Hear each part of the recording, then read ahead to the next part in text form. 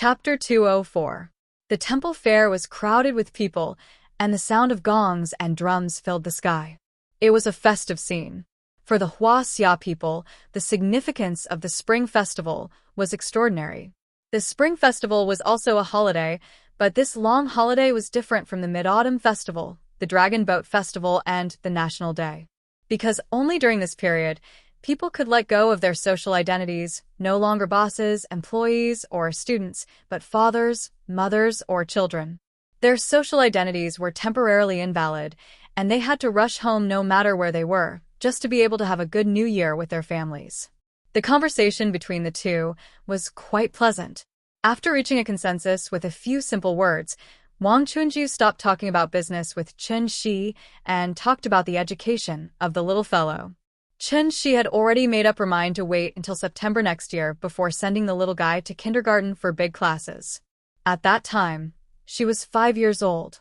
After adapting to kindergarten for a year, she was just at the age of primary school. The timing was just right. The little fellow was now very clever. When the adults spoke, she would listen to them. It didn't matter if she didn't understand. Once she heard something that she could understand, she would immediately express her opinion. For example, when she heard the sensitive word kindergarten, the little fellow immediately pouted and shouted, "I don't want to go to kindergarten." In the past, she was lonely and had no one to accompany her. Now, under the leadership of the two brothers, she had completely let go of herself, so she would rather die than go to kindergarten again. The little fellow sat in Wang Chunju's arms and twisted her buttocks. Seeing this, Wang Chunju comforted her with a smile. Okay. If you say you don't want to go, then don't go. Grandma is so nice." The family strolled around Daitan Park for the whole morning. When it was time for lunch, Qin Yongwang took everyone to know. B16 at the north gate of Daitan Park. No. B16, Hipingli Central Street, was a high-end club, similar to the Binjiang Club, but far better than the Binjiang Club. If the Binjiang Club represented business, then no. B16 represented power. It was originally a royal garden called Jifanjiwen, which was under the jurisdiction of Daitan Park and covered an area of nearly 10,000 square meters. At first, the project approval was in the name of building office space in Daitan Park. However, after the construction, it suddenly changed and directly became a gathering place for the rich and powerful. No. B16 Club. This kind of fraudulent operation was simply not something that ordinary people could imagine. Therefore, even though Daitan Park received millions of visitors a year, few people knew that this imperial garden, which was only a wall away from Daitan Park, was actually the most high-end private club in Shangjing. Gate B16 was the highest-grade gate with red paint and gold nails. There was only one staff member in the park security uniform standing outside the gate. If it were an ordinary tourist, they would probably think that this place was not open to the public and that it was some kind of museum or research institute. Qin Yongwang handed over a card. After the staff took a look at it, they bowed to him respectfully and opened the door. The door was only opened halfway. After Chen Shi and his family walked through the door, the staff quickly closed the door. Where the emperors of the Ming and Qing dynasties once reigned, the merchants of the present day gathered at the altar. Without going out of the city, one can enjoy the beauty of mountains and rivers. While staying in the bustling city, one can enjoy the beauty of the woods and springs. Standing behind the gate and looking around, one could see the palace rooms, corridor pavilions, pond pavilions, climbing corridors, rockery, and so on in the garden. The Qing dynasty relics in the garden, such as Zhengguang Hall and Xinghe Hall, as well as the Shengshi Hall on the inner wall of the north side of Daitan Park, reflected a strong palace style. Now, these buildings had all become private rooms of the B16 Club. The family had just walked through the gate, and before they had time to look around, two young women in cheongsams came over. They first paid their respects to Qin Yongwang, who was the leader of the group. Then, they led the group of people into the garden. Along the way, the feeling was like being in the palace of the Qing dynasty. The surrounding ancient buildings had been carefully renovated. All of them were gilded and painted with color, with corner tiles and eaves. When they passed by the parking lot, Chen Shi also noticed a small detail. The license plates of all the cars here were covered with cloth covers. It could be said that this was a meticulous service. The two women in cheongsams led the family around the garden for a while. After passing through the garden and crossing the stone bridge, they walked into a private room. The private room was very large, about 100 square meters. The decoration in the hall was decorated with dragons and phoenixes as the theme. It was decorated with large colored palace lanterns, bright yellow tablecloths, napkins, and chair covers. The tableware was made of porcelain and silver that imitated the Qing dynasty. Looking at this posture, it was estimated that they wanted the guests to experience the feeling of the emperor eating. After the family sat down, Qin Yongyan first looked around, then pointed at Qin Yongwang and said jokingly, "You, corrupt official, a very corrupt official." Hearing this, Qin Yongwang hurriedly waved his hand and smiled. "Don't accuse me of being a corrupt official. This membership card was given to me by the boss here. It's rare for me to come here. You see, it's New Year. Our family should have a good meal, right? Oh, then it's thanks to you." The two of them joked a few words. In fact, these materialistic things were of no importance to the few people present. The only reason they came here to eat was because of the novelty. In this kind of place, what they ate was not the taste but the environment and service. Not to mention the environment, this place was definitely the best in the country. As for the service level, it could be seen from the number of people. There was a woman in a cheongsam standing in each of the four corners of the private room, and there were 2 waiters. There were only 7 people in Chen Shi's family, but there were 6 waiters here. Moreover, it was the spring festival. The dishes were served very quickly. In less than 20 minutes, the table was full of dishes. Wang Chuanju served the little fellow and tasted a few of them. She pursed her lips and carefully recalled the taste. Then she commented, "It's not as good as what Papa cooked." Nonsense, her father was in the semi-god realm. Cooking was like shooting a rocket. The amount of salt he put in had to be precise to 2 decimal places. How could the dishes not be delicious? The quality of the food here was so high, so the taste would naturally not be bad. The little fellow was really making things difficult for others. The whole family laughed happily as they ate.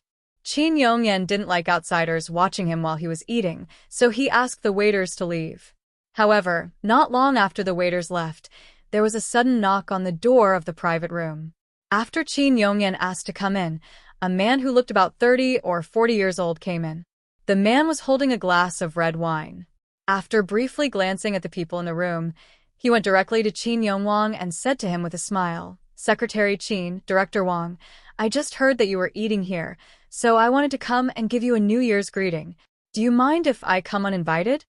After hearing the man's words, Qin Yongwang stood up and replied with a smile, "Mr. Wu, you're welcome." As he spoke, he picked up his glass and gently clinked it with Mr. Wu's. Chapter 2:05.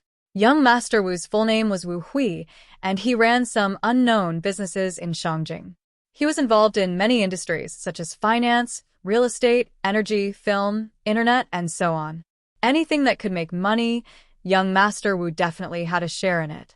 Wu Hui's business was very big, but he usually didn't run it under his own name, so there were very few people who really knew his name.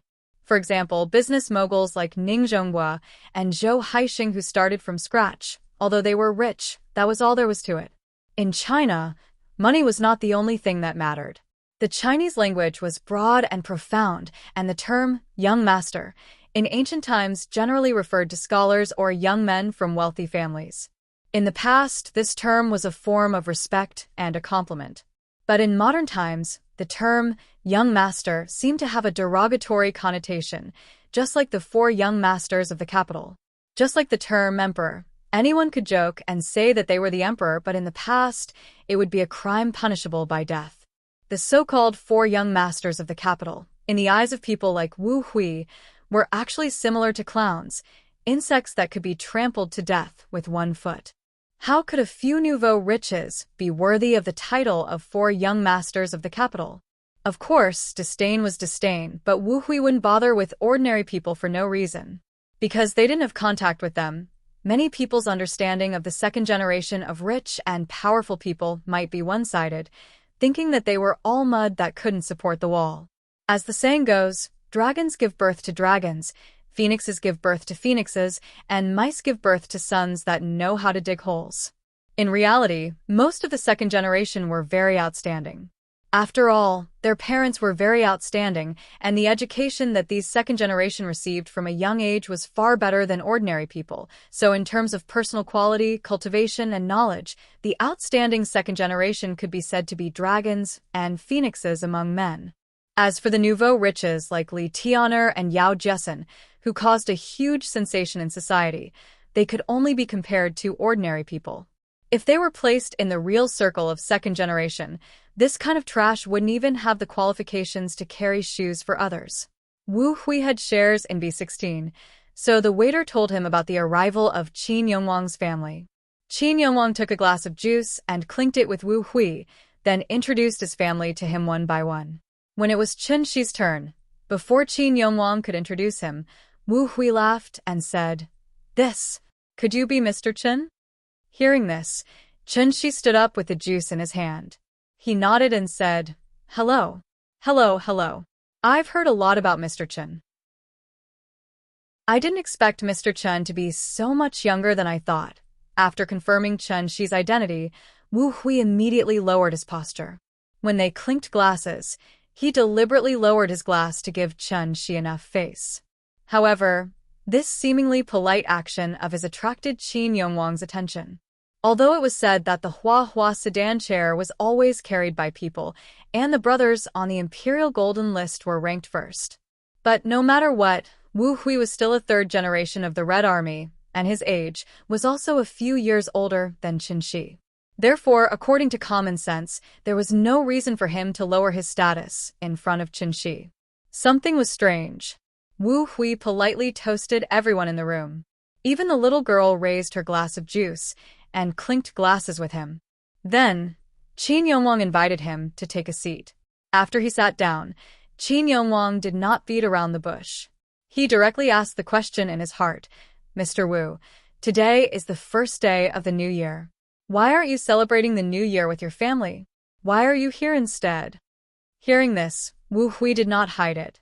He smiled and said, "Director Qin, it's not a coincidence that I met your family here today. In fact, I came here after I received the news." "Oh, why?" For Mr. Chen. As soon as he said this, Chen Shi suddenly became the focus of the room. Even Qin Ruoying was a little confused. When did Chen Shi get in touch with Wu Hui, who represented the new generation of power in Huaxia? For me, not only was Qin Ruoying confused, but even Chen Shi himself was confused.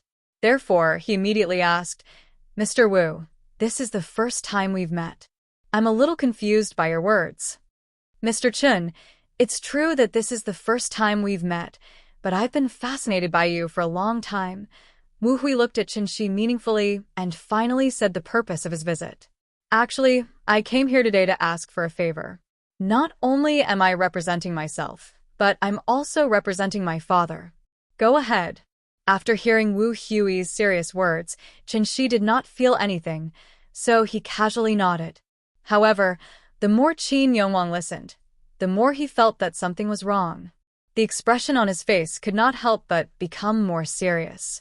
At this time, the smile on Wu Hui's face gradually disappeared. He looked at Chen Shi and said solemnly, "My grandfather's physical condition is getting worse and worse. I heard that Mr. Chen has the ability to understand the world, so I took the liberty to come here today to disturb you. I only hope that Mr. Chen can save my grandfather." After that, Wu Hui got up and bowed respectfully to Chen Shi. The reason why he was so polite in front of Chen Shi was actually not because of Chen Shi's identity as a celestial being, but because the King of Hell was worried. How many powerful second generations were there in Huaxia? After careful calculation, it was actually not far from the truth. There were 7 senior officials, 72 deputy national officials, at least 270 senior officials, and at least 1,700 deputy ministers. These people formed the pyramid of power in Huaxia. Only their children could be called the real second generation of power. A civilian like Li Danjiang, who enjoyed the treatment of a major general through singing, was nothing in front of these leaders with real power. Wu Hui was also one of the most outstanding people among the second generation of the Quan family. However, the reason why the Wu family was so prosperous now was not because of his father, but because of his grandfather. Although the old man had been retired for a long time, his connections were still there. As long as old man Wu did not pass away, the Wu family would be able to live in Shangjing and even Huaxia for a day longer. Wu Hui's father was called Wu Ying. He was 62 years old this year and happened to be stuck at a very awkward time. Here, it had to be mentioned that Huaxia's chaotic retirement system had to be mentioned. When the new party congress was held, only people under the age of 67, including 67, were eligible to become members of the new Politburo. And those over the age of 67, regardless of their ability or political achievements, were all treated as retirees. If anything happened to old man Wu in these 2 years, then Wu Ying was likely to stay in his current position until he retired. Perhaps he would be promoted again, but what awaited Wu Ying would be the vice chairman of the National People's Congress or other similar positions. They were all at the deputy national level, but in reality, these positions were not as good as the senior officials with real power. Although they were promoted, they were actually demoted. Even if they were promoted, they would only retire to the second level. Not to mention Wu Ying, even Wu Hui could not accept this situation. If Wu Ying could not pass this hurdle, then the Wu family's current glory would disappear with the old man's passing. Chapter 206. Yama's Sorrow, Yama's Sorrow. If Yama wanted someone to die at midnight, he could keep them alive until dawn. Legend had it that a single pill of Yama's Sorrow could bring the dead back to life. It had the miraculous effect of reviving the dead. Although Wu Hui also felt that this was an exaggeration, he was now like a drowning man desperately trying to grasp at the last straw. Therefore, he roughly explained the Wu family's current predicament at the dinner table. There was nothing shameful about this. As long as she could let Elder Wu live for 2 more years and hold on until Wu Ying successfully crossed the threshold, then the Wu family would be able to maintain their current status. Once she agreed, then this favor would really be a life-saving grace for the Wu family. Wu Hui was very smart, so he didn't mention anything about remuneration from beginning to end. Instead, he kept pleading very sincerely, "Mr. Chen, please save my grandfather." The Wu family will always remember this great kindness in their hearts. It was the new year, and the family could still encounter this kind of thing. She pondered for a moment, then frowned and asked, "How old is your grandfather today?" 84. He doesn't have any serious illness, right? Only old illnesses like high blood pressure and gout. It's probably because he injured his roots on the battlefield. The old man's old, and his body can't take it anymore. Recently, his mental state has been getting worse and worse, and he doesn't even have the energy to get out of bed, so Wu Hui didn't finish his words. However, the meaning behind his words was very simple. Although the old man wasn't seriously ill, he was nearing the end of his life. Death was an illness that couldn't be cured. After all, a person's life was limited. When a person faced a natural death, they would always be aware of it beforehand. Therefore, many old people would call their children home before they died, and let their children wash and change their clothes for them. After taking one last look at their children and grandchildren, they would close their eyes and pass away peacefully and naturally, as if they were asleep. They had never suffered the torture of illness before, and they would pass away peacefully in their sleep. Therefore, to the people of Huaxia, dying of old age was a blessing, a great blessing. After all, Elder Wu was an old man who had walked through the war years. He had experienced ups and downs and enjoyed the prosperity of the world. Now that he was nearing the end of his life, it should have been a joyous occasion. Unfortunately, this was not the right time. If the old man passed away at such a critical moment, it would undoubtedly be a huge blow to the Wu family. It was a nightmare. Just a little more, once the old man passed away, how could Wu Ying advance further? What Huaxia did not lack the least was talent. There were plenty of competitors who had the same qualifications and abilities as Wu Ying, and some were even older than him. As the saying goes, the tea cools down when the person is gone. These things were top secret. The fact that Wu Hui was willing to reveal the old master's condition in front of everyone meant that he saw Qin Shi as his last hope. Qin Yongwang and Wang Chunji glanced at each other before they started to eat. This was a very important matter, so the moment Wu Hui finished speaking, Qin Yongwang glanced at Wang Chunjiu and started to eat silently. Qin Yongyan was dressed in white. Qin Ruoying didn't understand the situation, and Qin Xueqing was completely uninterested. Everyone was waiting for Qin Shi's answer. The only one who could laugh at such a time was obviously the little girl. She picked up her chopsticks, clumsily picked up a piece of fatty meat, and handed it to Qin Shi. Then, she said seriously, "Papa, I'll treat you to it." The little girl didn't eat fatty meat because she felt that it was too stuffy, so she hated fatty meat very much. She didn't eat it, but she could give it to Papa. The little brat had learned how to be naughty. Qin Shi turned to look at her, reached out, and rubbed her head. Then, he opened his mouth and swallowed the fatty meat on her chopsticks. After seeing Qin Shi swallow the fatty meat, the little girl clapped her hands and giggled. "Papa is so awesome." Her clear childish voice sounded in the private room, which was particularly ear-piercing. Qin Shi glanced at Wu Hui thoughtfully, but saw that there was no change on his face, which made Qin Shi think more highly of him. Therefore, he didn't beat around the bush. After motioning the little girl to be quiet, Qin Shi turned to look at Wu Hui and asked very calmly, "Mr. Wu, I don't know if you have heard of the saying, 'Life and death are predestined and can't be changed.'" Hearing this, Wu Hui's face changed greatly. In a moment of excitement, he even accidentally knocked over the wine glass on the table. "Life and death are predestined and can't be changed." This sentence was said by Zhuge Liang when Wei Yan stepped on his life lamp. How could Wu Hui not know? Zhuge Liang went out of Mount Qi 6 times and exhausted his efforts. Finally, he set up the 7-star life-extending lamp in Wuzhong Plain in an attempt to change his fate. However, because Wei Yan accidentally knocked over his life lamp, all his efforts were wasted, and he died with regret. The reason why Sima Yi had the last laugh was not because he was stronger than Zhuge Liang, but because he had lived for a long time. He dragged Zhuge Liang to death and exhausted 3 generations of the Wei Kingdom's monarchs. All the enemies who could compete with him were dead. Naturally, the Sima family could achieve great things. In terms of survival ability, Sima Yi was the best in the world. Old Master Wu was not Sima Yi, but Zhuge Liang, so Wu Hui stood in place and couldn't help but clench his fists. In the end, he was still a little unwilling, so he asked in a slightly trembling voice, "Mr. Qin, you really don't have a way?" 1 year. Grandpa only needs 1 year. Qin Shi shook his head slightly, then took out 3 energy pills from his bag and put them on the round table. After slowly turning the energy pills in front of Wu Hui, Qin Shi said calmly, "This is the legendary Yamas Cho. In fact, you should know that the Jianghu's rumors can't be trusted.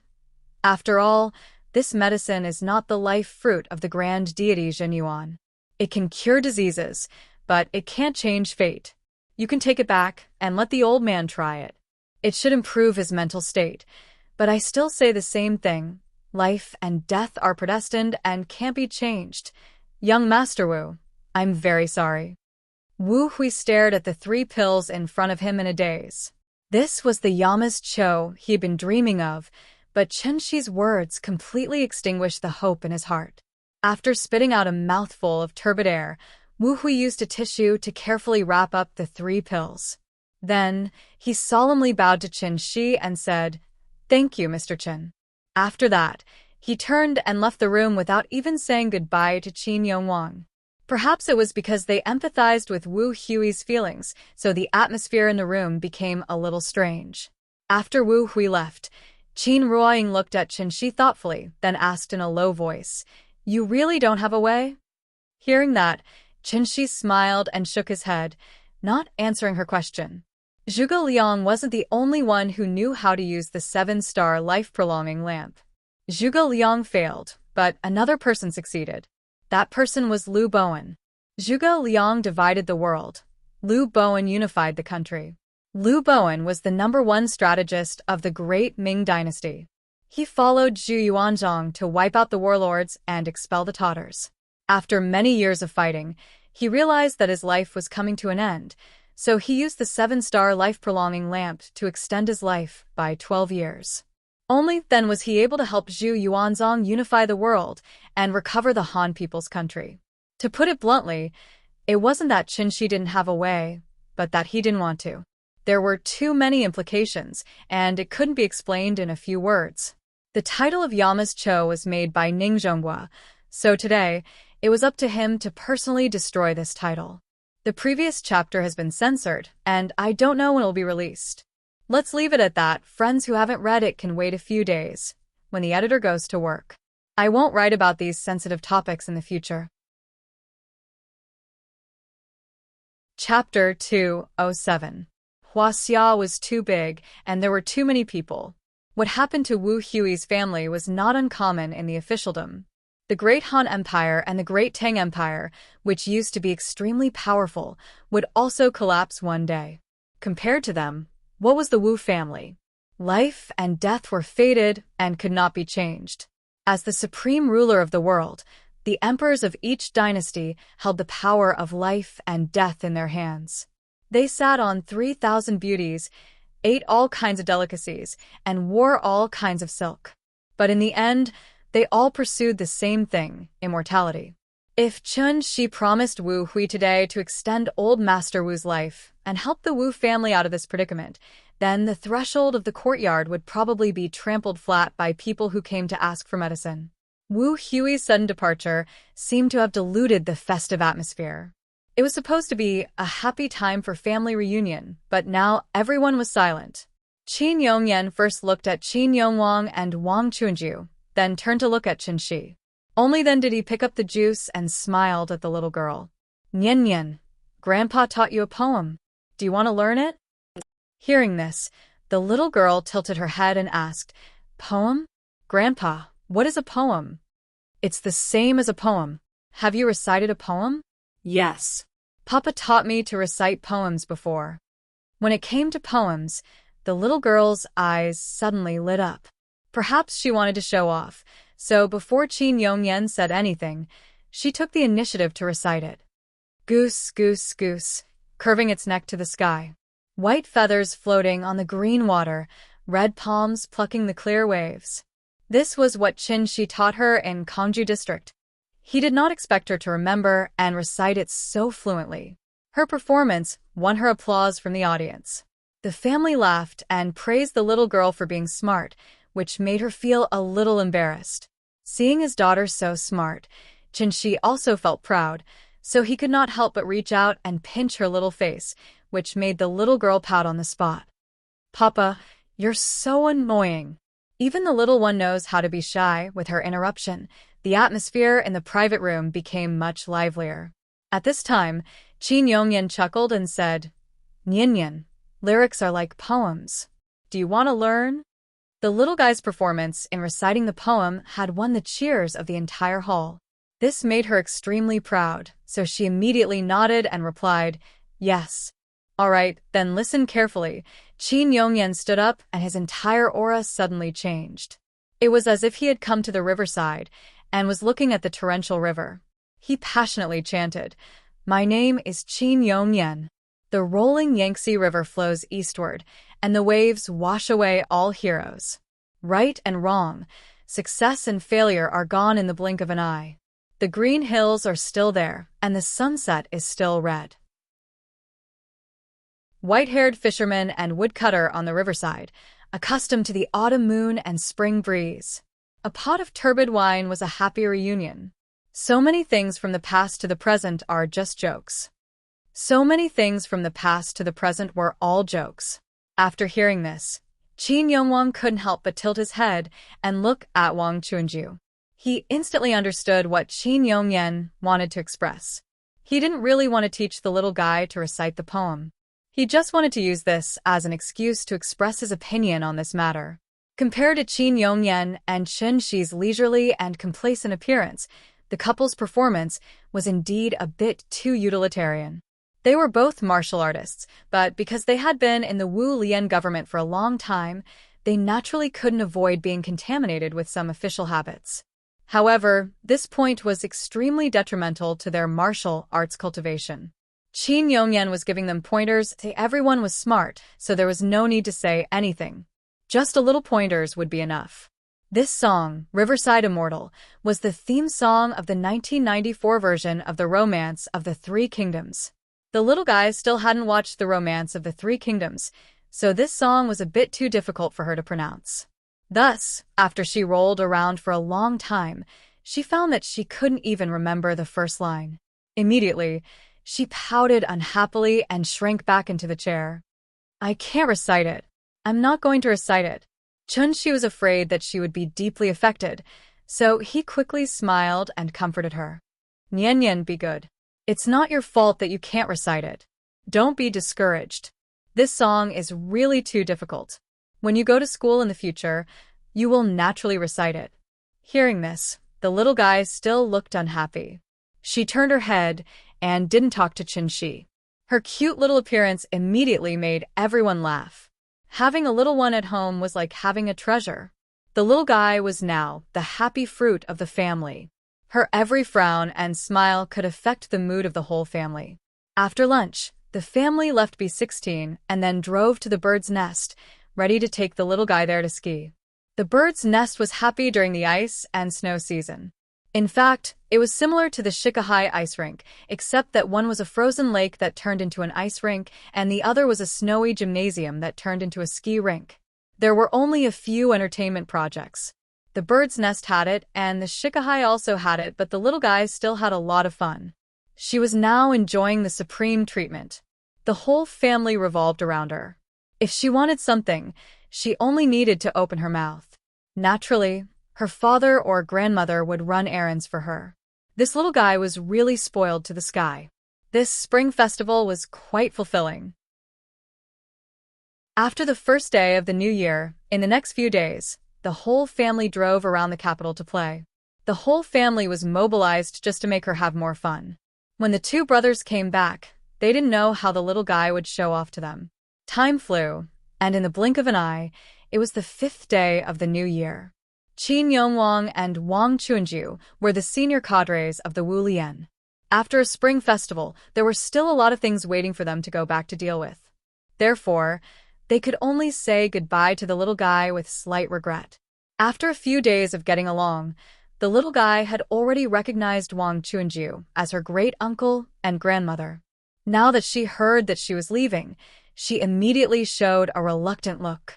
Just as the little guy and Wang Chunju were lovey-dovey and unwilling to part, Qin Shueching suddenly found Qinshi. "The set of skills you taught me, can I teach my parents?" Although the sister-in-law's cultivation time was short, she had already tasted the sweetness of it. No matter what, she was still a daughter. Naturally, she wanted to show filial piety to her parents as soon as she had something good. Hearing this, Qinshi nodded. No matter what, they were still a family. Naturally, he couldn't be stingy. However, this set of skills was after all an immortal cultivator's skill. If it was spread out, it would definitely cause a huge impact on the existing cultivation system on Earth. It might even affect the existing social order on Earth. Such an outcome was obviously not what Qinshi wanted to see. Therefore, he could only use hints to warn his sister-in-law to keep it a secret. After Grandpa and Grandma left, the little guy was a little sad. However, Qinshi's words immediately made her eyes light up. Chapter 208. Go to Chengdu to see Grandma. This suggestion was very tempting for the little girl. The little girl had a good impression of Chengdu. Although she didn't like Kai Shuqin, her grandma was there. Therefore, after hearing Qinshi's suggestion, the little girl immediately jumped up and shouted excitedly, "I want to go to Chengdu. I want to see Grandma. I want to go to Chengdu. I want to see Grandma." The family of 3 was standing outside the courtyard to send Qin Yongwang and his wife off. The little girl's sudden shout even startled Qin Yongwang and his wife, who had already walked to the entrance of the alley. While they were sending their grandparents off, she was already shouting about looking for Grandma. This was the reason why Qinshi didn't often mention Aunt Zhang. The little girl always listened to the wind and rain. Once she had an idea, She couldn't take it back. After sending Qin Yongwang and his wife off, Qin Shi and his family returned to the West Wing and began to pack their luggage. During this time, Qin Shi even asked his sister-in-law if she wanted to go to Chengdu with them, but his sister-in-law decisively refused. The family's general mobilization during the Spring Festival had already delayed a lot of time. Now that they were finally free, she naturally had to work overtime to cultivate and rush back.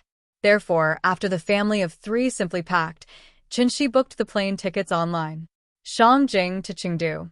In 2 days, it would be the peak period to return to the city. Shangjing to Chengdu would only cost a few hundred yuan, but Chengdu to Shangjing would cost 3,000 to 4,000 yuan. It might even be impossible to buy a ticket. This was the right time to go to Chengdu. After booking the plane tickets, Qin Shi suddenly thought of something. He quickly opened WeChat and sent a video call request to Aunt Zhang. He didn't know how the old lady spent the Spring Festival. If the family of 3 rushed over excitedly and found that Aunt Zhang wasn't in Chengdu, then it would be a wasted trip. As expected, Qin Shi sent 2 video calls, but no one answered. Therefore, he had to call Aunt Zhang. Beep, beep, the phone rang for a long time. When Qin Shi was about to give up, the phone finally connected. Hello, is this Brother Qin? It was not Annie Zhang's voice, but Xie Pinglin's. He was slightly older than Qin Shi, but after the previous incident, Xie Pinglin had indeed learned a lot, so he treated Qin Shi as an elder brother. Xie Pinglin called him Brother Qin out of respect from the bottom of his heart. Yes, it's me. Where's Annie Zhang? Why didn't she answer the phone? My mother is sick and hospitalized. Hearing this, Qin Shi couldn't help but frown. What a joke. Annie Zhang had already taken his elixir before she left Zhonghai, and the elixir she gave Ning Zhongguo wasn't even the simplified version. It wasn't that Qin Shi wanted to boast, but this pill could make Annie Zhang immune to all kinds of diseases. It wouldn't be a problem for her to live a long life. Now, Xie Pinglin was telling him that Aunt Zhang was hospitalized. Therefore, Qin Shi's first reaction was to say, Yukiting, are you kidding me? What's going on? My mother suddenly fainted the day before yesterday. We sent her to the hospital, and the doctor said that it was very likely that she fainted due to insufficient blood supply to the brain. She needs to be hospitalized for a while to be sure. Is it serious? It shouldn't be a big problem. After she woke up, she just felt very tired, so she had to sleep for a long time every day. Which hospital are you in? Huaxi. Okay, I'll call you when I arrive. Keep the phone connected. Huh? You're coming to Chengdu? Xie Pinglin was stunned for a moment, then hurriedly said, My mother should be fine. Brother Qin, you don't have to make a special trip. Xie Pinglin wanted to say a few polite words to Qin Shi and tell him not to worry, but Qin Shi hung up the phone. Then, Qin Shi briefly told Qin Ruoying about Annie Zhang's situation. Qin Ruoying didn't know the seriousness of the matter, but when she heard that Annie Zhang was hospitalized, she was still very nervous, so she quickly carried the little girl and followed Qin Shi to the airport in a taxi. It only took 3 hours from Shangjing to Chengdu. When they got off the plane, it was not even 5:00 in the afternoon. The family of 3 took a taxi and went straight to Huaxi Hospital. Many shops along the way were not open, and there were only a few scattered cars on the viaduct. Right now, Chengdu looked like an empty city. However, in fact, according to the comprehensive calculation of the National Tourism Administration's data center, the number of tourists received by Sichuan and Chongqing during the Spring Festival this year was the second highest in the country, second only to Yuezhou. As long as it was a holiday, tourist attractions would be full. Places like Chuanxi Road, Jinli, Wuhou Temple, and Winshu Courtyard were so crowded that the roads were closed. Although there was a place in Chengdu that was not a tourist attraction, it was more lively than a tourist attraction. Moreover, 365 days a year, it was lively every day as if it was the new year. This was Huaxi Hospital. After getting out of the taxi and seeing the dense crowd in front of him, Qin Shi let the little girl ride on his shoulder while he held Qin Ruoying's hand and squeezed into the hospital. With so many patients, the beds were naturally very tight. When Qin Shi found Aunt Zhang's bed according to the address given by Xie Pinglin, he was so angry that he frowned. Aunt Zhang's bed was in the aisle. When he left, he had left a total of 8 million yuan in cash for Xie Pinglin. In the end, this was how Xie Pinglin treated Aunt Zhang. Xie Pinglin was serving the old lady water, so he did not notice Chen Shi and his family's arrival. The old lady's mental state was indeed very bad now. Her face was slightly sallow, and there was not much color on her lips. When Qin Ruoying saw her sick appearance, her eyes could not help but turn red. Aunt Zhang drank a mouthful of water.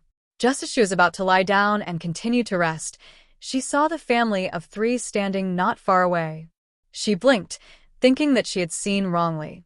Seeing that, Qin Ruoying quickly went forward and sat by Aunt Zhang's bed, holding her hand tightly. Looking at Aunt Zhang, who was half lying in front of her, Qin Ruoying could not help but feel a lump in her throat. She could not help but cry immediately. She had not seen Aunt Zhang for many years. Unexpectedly, the old lady was already lying on the bed when they met again. How could Qin Ruoying not feel sad? Aunt Zhang had watched her grow up, and she had also watched Aunt Zhang grow old day by day. "Aunt, what's wrong with you? Why are you so sick?" "Silly child, I'm fine. My body is fine. Look at you. Why are you crying? Isn't it inauspicious? Come, wipe your tears." Aunt Zhang smiled as she pulled a tissue from the bedside and handed it to Qin Ruoying. After Qin Ruoying wiped her tears, Aunt Zhang patted the back of her hand, indicating that she did not need to worry. Then, Aunt Zhang turned her head to look at the little girl in Chen Shi's arms. "Good granddaughter, come to Grandma." The little girl was sitting in Chen Shi's arms, pouting as she looked at Aunt Zhang, who was lying on the bed. Chapter 209. Although the smell of disinfectant was strong in the corridor of the hospital, there seemed to be an irrepressible stench in the air. The corridor was bustling with activity. Although there were many people, everyone was trying their best not to make too much noise. After all, it was an unlucky place. Sadness and sadness were the main theme here. The back of the bed could be raised. Instead of saying that Aunt Zhang was lying on the bed, it was better to say that she was leaning on the bed. When the little girl saw her grandmother's sickly appearance, she immediately lay in her grandmother's arms and cried out sadly. When Aunt Zhang saw this, she immediately patted her little head and comforted her very kindly. "Oh, my good granddaughter, what's wrong? Who bullied you? Tell Grandma. Grandma will stand up for you." Hearing this, the little girl's eyes turned red. She said with an aggrieved face, "Grandma, don't be sick. I don't want you to be sick." All right, Grandma is not sick." Aunt Zhang took out a tissue and wiped the little girl's face. Then, she pinched her little face and comforted her. "Good girl, don't cry. Look at how many people are here, and you're still crying here. Don't you feel embarrassed?" The little girl turned her head and glanced at both sides of the corridor. When she saw that many people were looking at them, she immediately sniffled a little embarrassedly. Then, she threw herself into Aunt Zhang's arms and hugged her tightly. Just when the little girl and Aunt Zhang were being lovey-dovey, Chen Shi came to Xie Pinglin's side. He patted Xie Pinglin's shoulder and walked to the side. When Xie Pinglin came over, Chen Shi asked directly, "What did the doctor say?"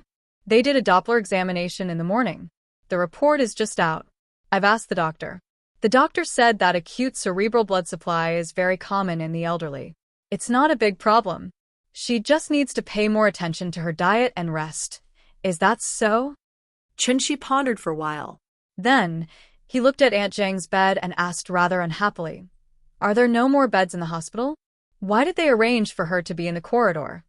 There were several types of beds in the hospital.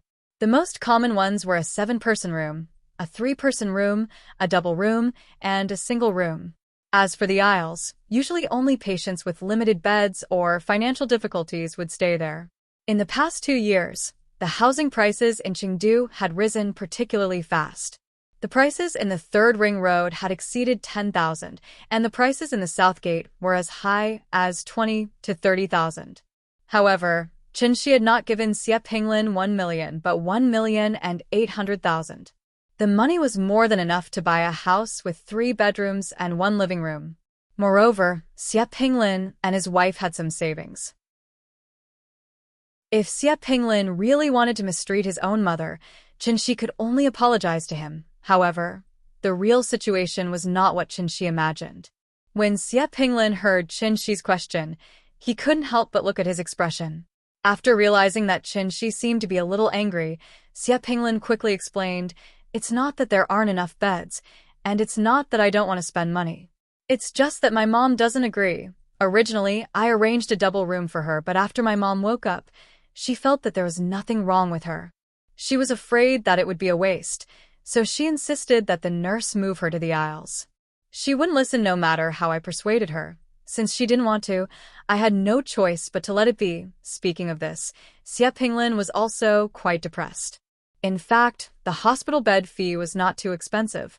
There were clearly beds in the ward, but as a son, he let his mother stay in the aisles.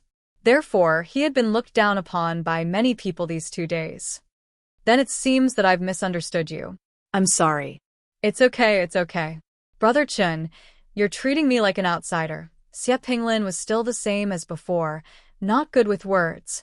Therefore, Chen-shi changed the topic and asked about their recent situation. Their child was still young. Once Aunt Zhang fell ill, there was no one to take care of the child. A place like the hospital was obviously not suitable for children to stay for long, so Kai Shuqin was now at home taking care of the child all day. The two of them chatted for a while. Seeing that Aunt Zhang had coaxed the little guy, Qinshi went to Aunt Zhang's bedside and took her pulse. Aunt Zhang's current situation was indeed similar to what the doctor said. There was no major problem, but her pulse was weak, and her qi and blood were insufficient. She would be fine after a good rest, a regular diet, and more exercise. However, it was precisely because of this that Qinshi felt a little strange. Could it be that his energy cultivation pill was really a fake and inferior product? How long had it been since Aunt Zhang returned to Chengdu? How did this happen? Thinking of this, Qinshi could not help but ask doubtfully. Once acute cerebral blood supply deficiency occurs, it will come very suddenly. However, there should be some signs before the onset, such as blurred vision, tinnitus, nausea, cold sweat, and weakness in the limbs. You didn't feel any of these before? Hearing this, Aunt Zhang shook her head and smiled. No, I'm old. It's normal for some problems to suddenly appear. Previously, we were celebrating the new year at our hometown. I guess it's because we haven't been back for a long time. After I got there, I felt a little unacclimatized and couldn't sleep well. Other than sleep, there were no other problems. The symptoms you mentioned just now, there were none at all. There were no signs. Hearing Aunt Zhang's words, Qinshi was instantly puzzled. It sounded like everything was normal. Thus, after pondering for a while, he continued to ask, "Where is your hometown?" Rain City. Although Rain City was a prefecture-level city, due to geographical reasons, its economic development was very slow. It could not even compare to some of the coastal towns. However, such a small and unremarkable city had once been glorious. During the Republic of China, Rain City was the provincial capital of Xikang Province. Its status was comparable to the current Chengdu. In 1955, the first session of the National People's Congress officially proposed to abolish Xikang Province. Thus, Rain City lost its status as a provincial capital. This place was surrounded by mountains on all sides. The terrain was narrow and it was inconvenient to travel. After Xikang Province was abolished, Rain City's development was greatly affected. It was gradually reduced to an 18th-tier small city. Later on, Rain City finally walked into the eyes of the entire nation again. However, it was because of the 4.20 earthquake in 2013. Rain City. Qinshi thoughtfully repeated the name of this place. Suddenly, a question appeared in his mind. Could it be that there was something wrong with that place? Aunt Zhang was still lying on the hospital bed, so Qinshi did not ask much. The most important thing now was to let the old lady rest well and recover her body. Thus, after feeding Aunt Zhang a simplified version of the energy-enhancing pill, Qinshi went to Huaxi Gold Card Medical Center to apply for a gold card for her in case such a situation happened again. In this day and age, money could make the devil turn millstones. let alone a hospital. The Gold Card Medical Center was located in Huaxi Hospital's headquarters. Ordinary members were 58,000 and advanced members were 200,000. When they entered the hospital, they could enjoy concierge reception, personal care, 5-star hotel rooms, on-site services, and 24 hours of call. After all, she could not stay in Chengdu for a long period of time. Aunt Zhang was old, so it was better to be prepared for her advanced membership. Chapter 210.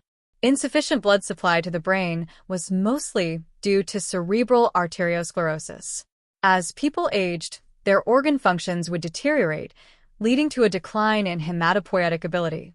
In addition, the formation of microthrombosis would block the blood vessels and reduce the blood flow. As a result, the brain would have insufficient blood supply to the brain. According to statistics, 80% of people over the age of 80 had insufficient blood supply to the brain. 70% of people over the age of 60 would have some degree of insufficient blood supply to the brain. Since it was caused by the blockage of blood vessels and the decline in hematopoietic ability, the effect of the meridian unblocking pill was obviously much better than the energy pill. Therefore, Shi refined a meridian unblocking pill for Aunt Zhang overnight. After the old lady took it, her complexion improved significantly. Aunt Zhang had come from a hard life and wanted to save every needle and thread. Although she knew that Shi was rich now, she still insisted on not wasting money. After staying in the Gold Card Center for one night, she insisted on leaving the hospital and going home. When they went home, Xie Pinglin took a taxi alone and walked in front. The family of 3 and Aunt Zhang sat in another car. This finally gave Aunt Zhang a chance to lecture him. The ward in the Gold Card Center was obviously very high class. Staying for one night was similar to staying in a hotel. How wasteful was that? She was not that delicate. How was staying in the aisles shameful? She was not in good spirits yesterday, so when Shi forced her to be transferred to another ward, Aunt Zhang did not say anything. Now that she was in good spirits, she naturally lectured Shi. She lectured Shi until he could not raise his head in the end. Even the little girl could not stand it anymore. She jumped into Aunt Zhang's arms and said coquettishly, "Grandma, Papa cares about you. Don't scold Papa." "Oh, Nian has grown up. You know how to speak up for Papa now." Looking at the little girl's cute appearance, Aunt Zhang could not help but pinch her cheeks. She finally stopped complaining about Shi. The so-called traveling was actually going from a place that one was tired of to a place that others were tired of. It was already the 6th day of the Chinese New Year. The traffic in Jinli and Wuhou Temple had decreased significantly. Although there were still many tourists, it was not enough for the traffic police to block the road. The little girl wanted to eat hot pot, but when she saw the long lines of hot pot restaurants along the way, she immediately pouted unhappily. Thus, Annie Zhang bought the hot pot base from the supermarket and prepared to make a small hot pot for her at home. When the group returned to 262, Wuhou Temple Street, Kai Shuqin was sitting on the sofa watching TV. But this time, when she saw Shi and his family enter the door, Kai Shuqin's attitude changed drastically. Before Aunt Zhang could call her, Kai Shuqin stood up and warmly invited Shi and his family to take a seat. Then, she excitedly ran to make 2 cups of tea for Shi and Qin Ruoying. After making tea, Kai Shuqin didn't forget to peel an apple for the little girl. However, Kai Shuqin was very enthusiastic, but the little guy still remembered the grudge. After being ignored by Kai Shuqin last time, the little guy especially disliked this strange aunt. Therefore, when the little guy saw Kai Shuqin about to hand the peeled apple to her, she suddenly turned her head, snorted twice, and climbed from Qin Ruoying's lap to Shi's lap. Qin Ruoying was a little confused. After thanking Kai Shuqin very politely, she took the apple and prepared to feed the little guy. But at this time, the little guy was lying in Shi's arms. No matter how she called, the little guy was unwilling to raise his head. Kai Shuqin could not find a way out of this situation due to his outburst of anger. After smiling at Shi a little awkwardly, Kai Shuqin let Aunt Zhang take care of the child, and she quickly walked to the kitchen to prepare dinner. Shi used 1. 8 million to solve the conflict in Aunt Zhang's family, and also made Kai Shuqin completely change. After all, the little guy was not a stingy person. She also saw the changes in Kai Shuqin. As a result, during dinner, the little fellow finally stopped giving her attitude and sat obediently on the chair to gorge himself on the food. At the end of the spring festival, the family happily ate the homemade hot pot. That taste, it was simply unimaginable. After dinner, the family prepared to go out for a walk. Aunt Zhang's house was diagonally opposite the Wuhou Temple, so when they walked to the street, they saw the street was full of red lanterns, and the street was full of tourists. The family came to the entrance of Jinli to take a look. After seeing that there were many tourists inside, they dismissed the idea. Therefore, Qin Ruoying suggested that they go to the movies.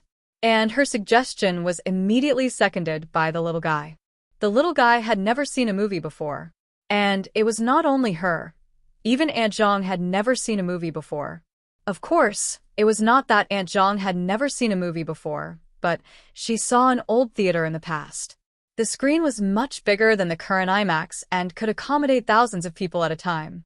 Aunt Zhang's impression of the cinema was still in the 1980s, so she did not really want to go. Seeing this, the little guy was immediately unhappy. He stomped his feet and insisted that his grandmother go with him. Aunt Zhang could not persuade him, so she had no choice but to agree. Therefore, Kai Shuqin went home to take care of the child, while Aunt Zhang and Xie Pinglin accompanied Chen Shi's family to the movies. When buying tickets, Chen Shi actually wanted to buy tickets to the Red Sea operation. However, the little guy was the main character today, so he had no choice but to buy Bonnie Bears. The 4 adults accompanied the child to watch an animated movie. After all, it was an animated movie for young children. Chen Shi originally accompanied the little guy into the theater with the mentality of completing a mission. However, after watching it, he felt that the movie was much better than he had imagined. Apart from the joy and humor, it was also filled with a strong sense of fatherly love and warmth. When the little guy saw the part where Baldy Chong missed his father, he actually cried. Perhaps it was because he thought of the time when he did not have his parents by his side. The little guy cried so hard that he could not stop no matter how Qin Ruoying comforted him. In the end, it was Chen Shi who comforted him that the little guy finally stopped crying. Now that she was crying, it was worth the price of the ticket. It was already very tiring to be highly focused while watching a movie. Moreover, the little guy had cried for a while just now, so he fell into a deep sleep as soon as he left the cinema. The cinema was not far from home, so they did not take a taxi on the way back. As they walked, Chen Shi started chatting with Annie Zhang. Aunt Zhang, I heard that Rain City is also a tourist attraction? Look, it's rare for Nian Nian to come here. Why don't we go to your hometown and have some fun? Chen Shi was still brooding about the energy cultivation pill's failure, so he deliberately led the conversation to that place. However, when Aunt Zhang heard his words, she waved her hand and laughed. Rain City is a city. My hometown is dozens of kilometers away from Rain City. It's in a small town in the county. What's so fun about a remote place like that? The countryside is even better. Look, Nian Nian has been in big cities like Zhonghai and Shangjing since she was young. Let's take her to see the countryside.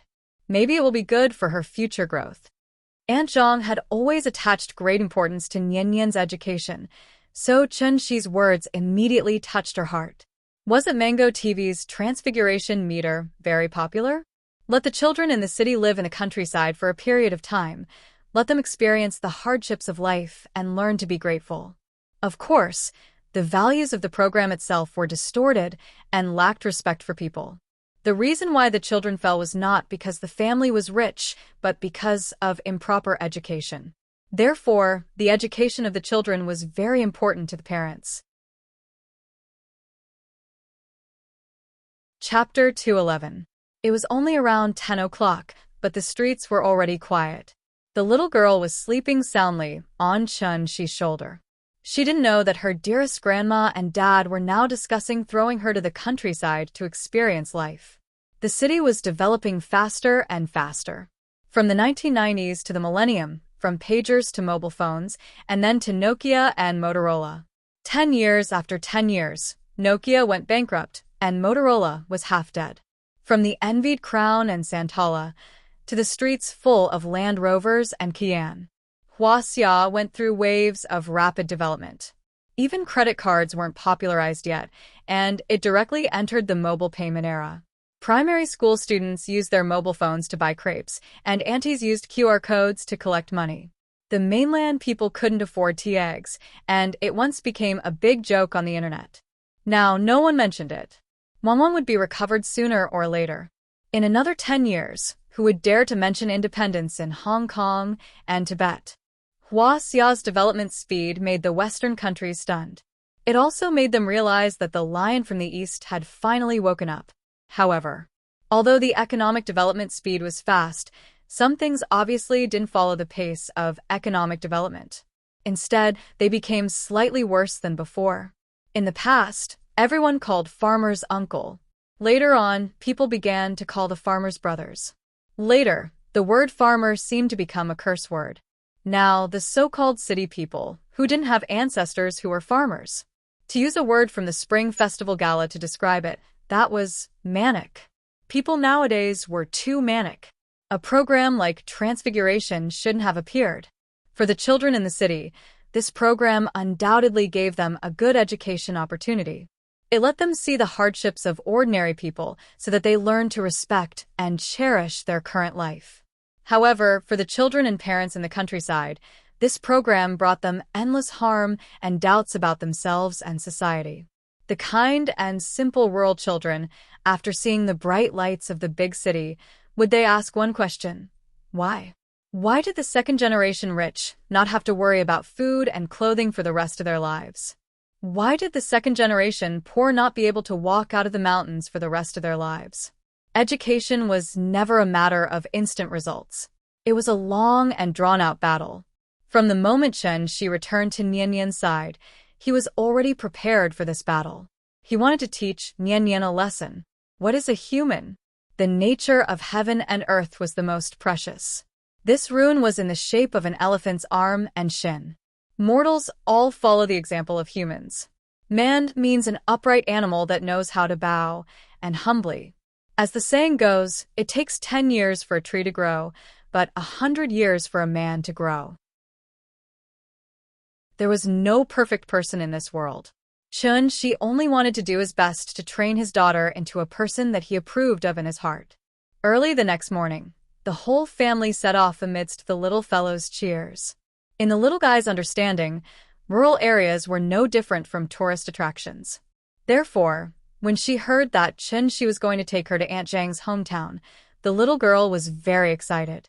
She rented a commercial car, and then the family of 7 went straight to Rain City. Aunt Zhang's hometown was in Xingxian County, under the jurisdiction of Rain City. They first took the highway to Xingxian County, then took the 108 National Highway to the countryside, and after more than 10 kilometers of winding mountain roads, they finally arrived at the production team in Aunt Zhang's hometown. Of course, the name of the production team had been abolished, and now it was called the Villager Group. The little guy had always been in first-tier cities like Shangjing and Zhonghai, and all she saw were reinforced concrete jungles. Suddenly coming to such a picturesque place really gave her a very novel experience. Many people didn't know that there were actually 3 Silk Roads. In addition to the mainland passage from Chong and to Rome opened by Zhang Qian in the Han Dynasty, the other was the Southwest Silk Road. The predecessor of the Southwest Silk Road was the Tea-Horse Ancient Road. It went from Sichuan to Dianzhou, through Myanmar to India, and finally to Iran. The 108 National Highway started from Shangjing and ended at Dianzhou's Spring City. It was 3,356 kilometers long. After this highway entered Sichuan, it basically followed the route of the Tea-Horse Ancient Road. The cars zigzagged along the highway. Because it was a winding mountain road, the speed was very slow. On one side of the road was a cliff, and on the other side was a cliff. Below the cliff was a surging river. When had the little guy ever seen such a spectacular scene? Therefore, she was very excited to lie on the car window, looking at the river under the cliff and constantly exclaiming. Most of the rural areas in the north were concentrated, while the rural areas in the south liked to live separately. Therefore, along the road, from time to time, she would see a few lonely small courtyards standing on the edge of the cliff. When the Beijing-Kunming Expressway was not built, the 108 National Highway was the only way to go from Sichuan to Dianzhou. Therefore, many villagers opened restaurants and small stores along the road to earn some extra money from long-distance outsiders to subsidize their families. However, with the completion of the Beijing-Kunming Expressway, the 108 National Highway went into decline. After all, with the expressway, who would still be circling and bumping on the old road? This also led to the economic development of this route almost stagnating and even regressing. Most of the small houses seen along the road were built more than 10 years ago. In recent years, the real estate speculation was so fierce that the people were also greatly affected. Now, anyone who had a little money would go to the county to buy a house and move the family into the county, instead of choosing to build their own house and continue to stay in this place. This was also the result of the development of the times. An Zheng's hometown was more poor and backward than Qinshi imagined. This place was called Tongjiegu. It was a small village that was 5 kilometers away from the nearest town. There were a few 2-story bungalows scattered on both sides of the road. The first floor of the bungalow was a restaurant, but now the door was closed. Even the signboard with the words dining and accommodation had become tattered and uncared for. Other than these few houses, most of the other houses were bungalows. Some were even black wooden houses. At first glance, it was obvious that they were old buildings from the 50s and 60s. There was no school in the village. If the children wanted to go to school, they had to spend a yuan every morning to take a van to the town's middle school.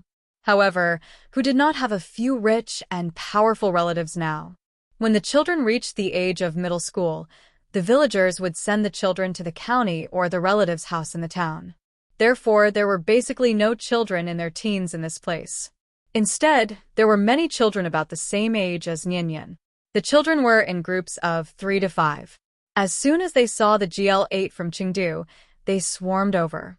After Qin Ruoying took the little girl out of the car, several children immediately surrounded her and chattered in a dialect that she did not understand at all. This scene was completely out of the little girl's expectations and immediately made her a little scared. The little girl timidly hid most of her body behind Qin Ruoying, only revealing half of her head to look at the peers in front of her. She was afraid of others, but the children in front of her were not afraid of her. Instead, they smiled and made faces at her. Aunt Zhang noticed the little girl's strange behavior and laughed like she was chasing ducks. She waved to the children and said, "Go, go, go, go play somewhere else." These children seemed to know Auntie Zhang, so after chattering for a while, they ran away like a swarm of bees. Once the children had run far away, the little one cowered and crawled out from behind Qin Ruoying. She looked at the bungalows around her and then looked at the shabby bungalow not far away. This small village was built on the National Highway. On one side was a mountain and on the other was a river valley. Because there were few cars passing by now, the village was particularly quiet. The little girl looked at this strange place blankly and suddenly felt a sense of oppression in her heart. Chapter 2:12. The sunshine of the 7th day of the Chinese New Year shone on her head, but the little fellow's heart was cold. Was this the countryside? Why was it different from what she had imagined? National Highway 108 went straight through the village, and all kinds of old buildings were not arranged neatly on both sides of the street. The arrival of Qin Shi's family caused a lot of noise here, so that many villagers leaned out to observe them silently. The village was not big, and one could see the end of it at a glance. On the left side of the road was a mountain, and a muddy road went straight up the mountain. On the right side was the valley and large fields. The wheat fields in winter were not as beautiful as in autumn. The withered yellow straw was scattered on the field in a disorderly manner, and it was a scene of withering. The car had been booked by Qin Shi, but there were no hotels nearby, so the driver could only drive back to the county to stay. Of course, his expenses for these few days were naturally all on Qin Shi's head. The little fellow wanted to leave with the driver, but was stopped by Qin Ruoying. When she saw the GL8 turn around and drive away, the little fellow suddenly curled her lips. Looking at that pitiful little appearance, it seemed that she was about to cry. Qin Ruoying quickly hugged her in her arms and comforted her. Nian Nian, be good. This is Grandma's home. Don't be afraid. We'll stay here with Grandma for a few days and then go back. Don't you want to accompany Grandma? Hearing this, the little fellow said with grievance, I want to be with Grandma, but I don't like it here. I don't like it here. Mama, I want to go home. Children were always a little afraid of strangers.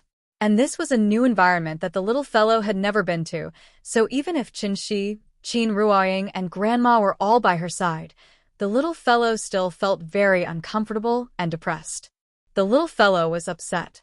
Her reaction also attracted Chun-Shi's attention. When Chun-Shi saw her pitiful appearance, he immediately came to Qin Ruoying's side. After taking the little fellow from Qin Ruoying's arms, Chun-Shi said to her with a smile, Nian Nian, are you scared? However, when the little girl heard Chun-Shi's question, she immediately turned her little head and muttered unhappily, Papa, I want to go home. I don't want to be here. It's not fun here. Seeing this, Chun-Shi immediately smiled and asked, Why isn't it fun here?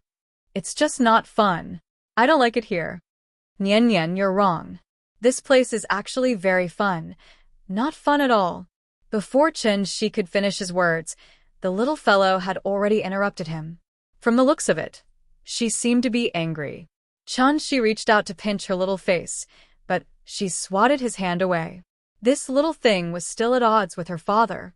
When it came to coaxing his daughter, Chun-Shi was now very handy and had many tricks up his sleeve. Therefore, when he saw that the little fellow seemed to be conflicted, he decisively stopped the topic and asked in a negotiating tone, Nian Nian, how about this? Let's stay here for one night. If you really don't like it here, Papa will take you home tomorrow, okay? After hearing Chun-Shi's words, the little fellow rested her head on his shoulder and thought for a moment. Then, she reluctantly hummed and reluctantly agreed. Then we'll stay for one night. Just one night. Pinky promise. After that, the little fellow stretched out her little finger and motioned for Chun-Shi to pinky promise with her. Okay, Papa will pinky promise with you. I promise I'll keep my word. The father and daughter reached an agreement, and the little fellow finally stopped throwing a tantrum. Then, under the guidance of Aunt Zhang's family, they walked down the path to the valley. After walking for about 200 meters, Chun-Shi's family finally saw Aunt Zhang's old house. Aunt Zhang's old house, it was indeed very old. The living environment in the Kongju district was already very poor, but compared to Aunt Zhang's old house, it was really the difference between a villa hotel and a small train station hotel. This house was built by Aunt Zhang's father's generation. The main materials were wood and yellow mud. Because it was exposed to wind and rain all year round, it caused the wood to mold and turn black. Therefore, when looking from the outside, the whole house was somewhat dark. The house was surrounded by fields, and a few hundred meters down was the river. Not far away, there was a bamboo forest with luxuriant foliage, so much so that it looked quite gloomy in broad daylight. In the morning, Chengdu was still bustling, but after 3 hours, they came to such a quiet and backward little village. Not to mention the little fellow, even Qin Ruoying was somewhat not used to it. Although the little fellow had already agreed to stay here for one night, when they were close to the house, she was still somewhat unwilling. She kept twisting her body and shouting for Chun-Shi to put her down. Chun-Shi did not say much to her. He carried her directly into the house. At this time, it was right to cut the Gordian knot. After letting her get used to it, naturally, she would not be as resistant as she was now. In reality, Chun-Shi really thought that this place was not bad. The mountains were clear, and the water was clear, and the land was full of outstanding people. Although the house was a little simple, it was good in terms of peace and comfort. Moreover, the spiritual energy of heaven and earth here was very rich. After staying in this place for a long time, even breathing could make one feel refreshed and very comfortable. A few days ago, Aunt Zhang suddenly fell ill, so Xie Pinglin hurriedly brought the old lady back to Chengdu. They had only been away for a few days, so there was obviously the smell of smoke in this house. This house was actually very big. Looking at it now, it was 4 bedrooms, 1 living room, and 1 kitchen. Overall, it was very good. The only bad thing was that there was no bathroom, so it was very inconvenient to take a bath. Moreover, the bathroom was a latrine, the kind that was extremely smelly, and Zhang was already prepared for this. The bungalow by the street used to be a hotel. There were toilets and bathrooms on the first floor. Aunt Zhang had already informed the owner of the house, so Chen-Shi's family could go there if they wanted to wash up.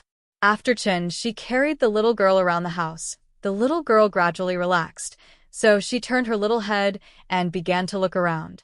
There was a TV in the living room at home, but it was a small color TV from the 80s and 90s. There was no wall paint in the old house. After a layer of lime was casually applied, newspapers were pasted on the wall as wallpaper. Most of these newspapers were from 30 to 40 years ago. So many of them were already yellowed and rolled up. There was also a portrait of Grandpa Mao on the wall. It was a common poster of that era, so it looked quite old. Although the house was old, it was very clean. Although furniture like the wardrobe and table were old because of its age, it had a different kind of charm. Perhaps it was because the house and furniture were made of wood that there was always an indescribable wood fragrance in the house. It was very comfortable to smell. Overall, this house was a little too simple on the outside, but the other places were really not as bad as the little girl had imagined. After roughly understanding the internal structure of the house, the little girl could finally accept the fact that she would be staying here for a night. Therefore, she came to the living room under Aunt Zhang's call, then sat on a small stool and ate oranges. Chapter 213. Auntie Zhang's house did not have a TV on demand, nor did it have so many strange toys, so the little fellow lost interest after sitting for a while. She began to wander around.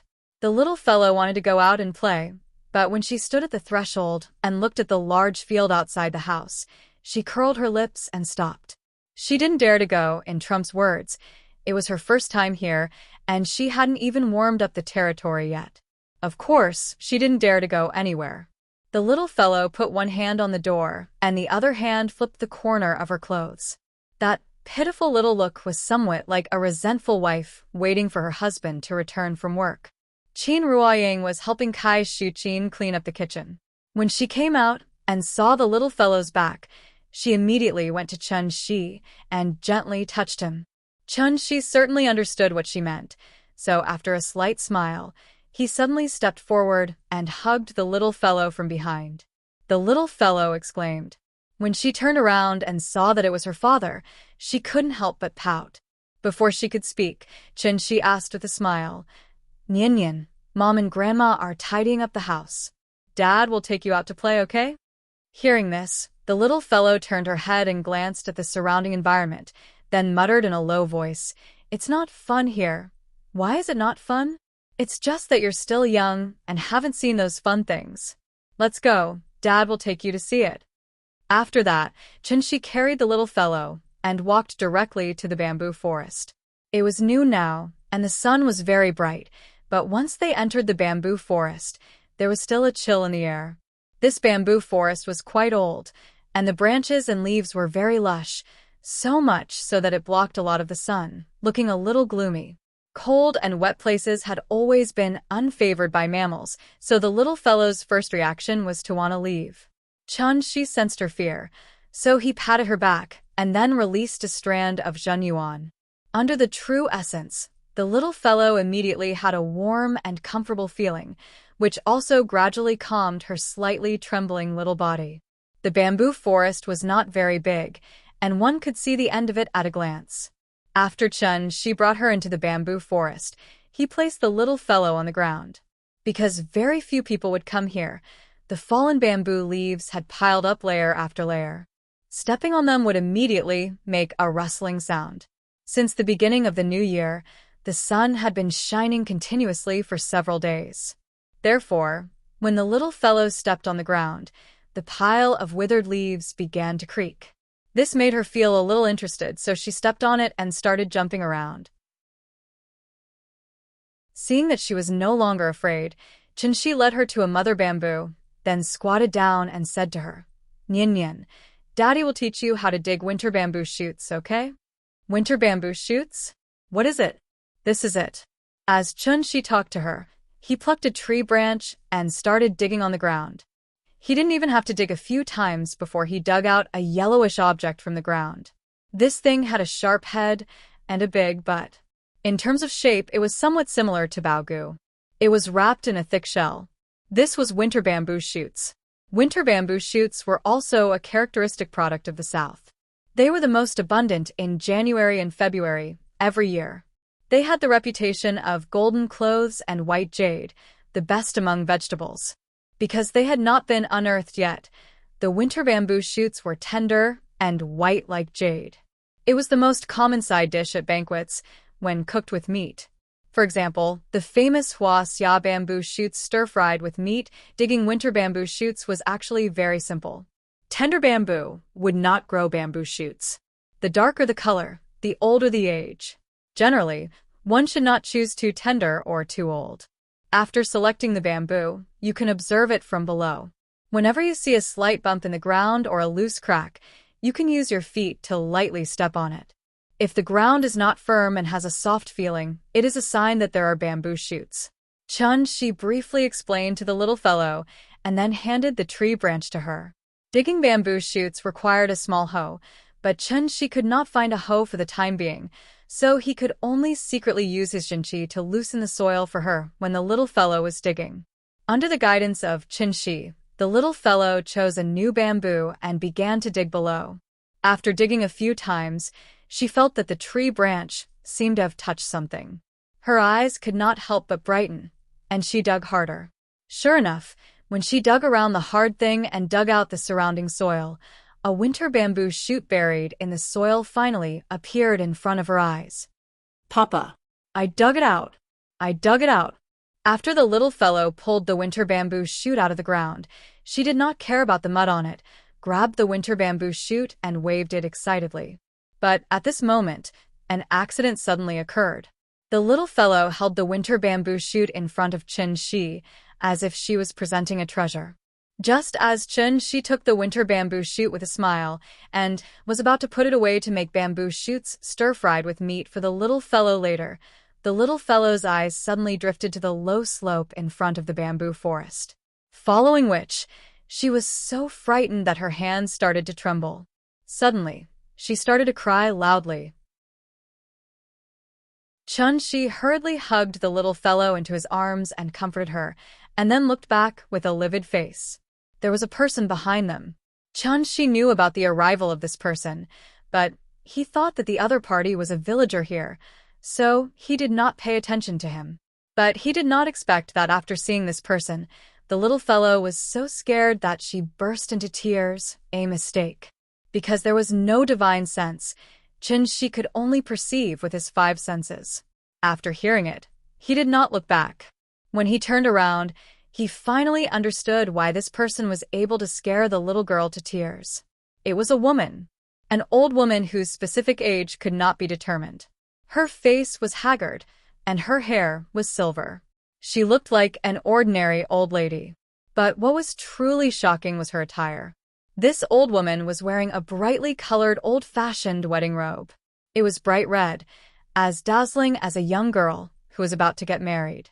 The withered old woman was wearing a bright red wedding robe, and there was an indescribable strangeness about her. Chun-Shi's expression turned cold.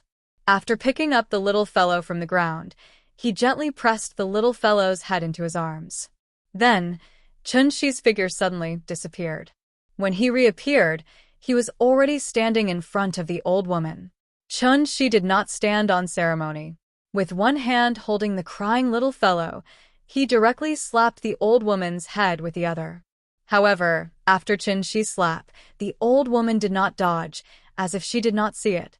Her gaze was dull, and she was probably either retarded or stupid. Chun-Shi did not want to hurt her, but wanted to see her condition. As expected, she was just an ordinary old woman. The only difference was that she had lost her young soul. The little fellow's cries were very loud, and the moment she started crying, it had already alarmed Aunt Zhang in the room. Aunt Zhang quickly ran out of the room. When she came to the courtyard and looked at the bamboo forest, Chun-Shi had already returned to his original spot with the little fellow and looked at the old woman from afar. Chapter 214. Under Auntie Zhang's loud call, Qinshi immediately carried the crying little girl back to Auntie Zhang's courtyard. Auntie Zhang first glared at Qinshi rather angrily, then angrily took the little girl from Qinshi's arms. "Look at you. Why did you bring her around for no reason? Even the sun can't shine in that old forest. I grew up here and felt that that place was a bit gloomy, so I wouldn't go near there for no reason. It's not like you don't know that children are timid. Are you really not afraid of scaring her?" Auntie Zhang grumbled while carefully comforting the little girl. This time, the little girl was really frightened by the old woman in the wedding robe. Lying in Auntie Zhang's arms, she cried bitterly and couldn't stop no matter how she comforted her. When Qin Ruoying and Kai Shuqin heard the commotion, they also hurriedly came out of the house. Looking at their somewhat resentful gazes, Qinshi could only helplessly shake his head. It was indeed his mistake. If he had turned back to look at the old woman earlier, he wouldn't have let the old woman appear in the little girl's line of sight at all. The little girl was frightened and couldn't stop crying for a long time. Seeing this, Qinshi asked Auntie Zhang to hand the little girl to him, then carried the little girl back and forth in the courtyard. "Nian Nian, it's okay. That strange person has already run away. Daddy is still here. Don't be afraid." It seemed that his comforting words worked. After about 2 minutes, the little girl who was still wailing just now actually fell asleep on his shoulder just like that. This made Auntie Zhang finally breathe a sigh of relief. She hurriedly shouted at Qinshi to put the little girl on the bed, ready to let her have a good sleep first. In fact, the little girl didn't fall asleep on her own. In order to prevent this from leaving a psychological scar on her, Qinshi had no choice but to cast a mind-loss spell on the little girl. This spell could make the little girl temporarily unconscious. When she woke up, she would forget what had just happened. Qinshi carried the little girl back to the bed, covered her with a blanket, then turned and left the room. In the living room, Aunt Zhang was still brooding over the fact that Qinshi ran around with the child, but when Qinshi told her about the old woman in the wedding gown, Aunt Zhang immediately frowned and muttered thoughtfully, "Old woman in the wedding gown? Could it be that you have met Guifan?" Guifan. Sigh, no wonder Nian Nian was so scared. Looking at Qinshi's puzzled expression, Auntie Zhang smiled helplessly and then explained, "Guifan is about the same age as me. When I married and moved to Rong City, she had just gotten married. I haven't seen her for almost 30 years. When I came back for the New Year this year, I heard that Guifan had gone crazy. She's been wearing her wedding dress all day long and wandering around the village like a ghost." "It's so scary, crazy?" Why? "I heard them say that last year, her son suddenly fell into the river and drowned. Guifan couldn't figure it out and drove herself crazy." "Last year?" "Yes, I heard it was last summer." After hearing Aunt Zhang's words, Qinshi frowned and didn't say anything for a long time. The old woman in the wedding gown's real name was Xiao Guifan. Qinshi had close contact with her before, so he knew that she wasn't simply crazy. She clearly looked like she had lost her yang soul. The yang soul was different from the yin soul. Losing the yin soul would only cause the body to be weak and sickly, but if the yang soul was lost, it would cause the yin energy to control the yang. It would cause the human heart to be dark and weak, and the 4 major diseases would come to an end. The dark heart mentioned above referred to people becoming stupid and foolish, just like what Zhao Guifan had just shown. Losing the yang soul meant that one wouldn't live long. Zhao Guifan was only a few years younger than Aunt Zhang. If she was born without a soul, and it was the extremely important yang soul, then she obviously wouldn't have been able to live to such an old age. Without a doubt, Zhao Guifan's sudden madness was definitely not because of her son's death, but because she had lost her yang soul. A perfectly fine person wouldn't lose her yang soul for no reason. Then, he thought of Aunt Zhang's sudden and inexplicable faint a few days ago. Qinshi's expression immediately darkened. This place was really a little strange. The absent-minded curse wasn't as gentle as the meditation curse. This also caused the little fellow to sleep for a long time. When she woke up, she would have to go tomorrow. The countryside wasn't like the city. There were no streetlights or billboards here. As soon as the sun set, the entire village would be completely swallowed by the curtain of night. Why did the supernatural phenomenon in the countryside continue? Wasn't it because there were too few entertainment activities in the past? At night, everyone would either wash up and go to sleep, or close the door to make little people to play. It was indeed much better than before. Every household had a TV, and everyone had a 4G phone. So after dark, everyone could watch TV and play with their phones before going to sleep. Perhaps it was because they had returned to the countryside, and Zhang's family rested very early. However, at 9:30 p.m., they all washed up and went to sleep. After the lights in the room were turned off, the outside of the house was suddenly pitch black, and one couldn't even see their fingers. It wasn't spring yet, when everything was recovering. Without the chirping of birds and insects, it was particularly quiet outside the house. Lying on the bed, if one closed their eyes and listened carefully, they could even vaguely hear the sound of flowing water below the valley. Qin Ruoying sat cross-legged on the bed and silently cultivated, while Qin kept looking in the direction of the window. Suddenly, Qin sat up from the bed. His movement also alarmed Qin Ruoying. Qin Ruoying was about to speak, but Qin had already gently touched the back of her hand and then whispered, "This place is strange. It shouldn't be a coincidence that Aunt Zhang fell before. I'll go out and have a look. I'll be back in a while." okay. Then, Qin got up and quietly left the room. After setting up a restriction to surround the house, Qin flew directly into the sky and carefully looked at the village in front of him from a high place. The spiritual aura was still recovering, and the spiritual aura of heaven and earth here had become very rich. But other than that, there didn't seem to be anything strange. Qin carefully observed every building in the village, trying to find out what was wrong with it. But at this moment, Qin suddenly found that there seemed to be a figure moving on the path up the mountain. There were only two main roads in the village, one going up the mountain and the other going down the river. The moonlight tonight was very weak. Although it wasn't 10 o'clock in the evening, the road was already dark and he couldn't see anything at all. The person walked on the path without a flashlight or a lantern. He just moved forward in the dark, as if he wasn't afraid that he would fall down. If it weren't for Qin's eyesight that was far better than ordinary people's, he probably wouldn't have been able to find this sneaky person. So, he held his breath and flew above the person's head, wanting to see what this person wanted to do sneaking up the mountain in the middle of the night instead of sleeping. However, when Qin got closer, he suddenly found that. Chapter 215. People who had never been to the countryside might not be able to understand that feeling. That kind of darkness was just like what Qian Zhongshu described in the siege. The night was so dark that one couldn't even see their own fingers. In this kind of night, even ghosts would have to touch their noses and turn around. A cat would hate itself for not being able to use its mustache as an insect's feeler. In the late winter night, the mountain wind whistled. The withered grass and bare branches made a strange creaking sound. The surroundings were pitch black, and it was almost impossible to see anything clearly. The tree branches were constantly swaying in the mountain wind.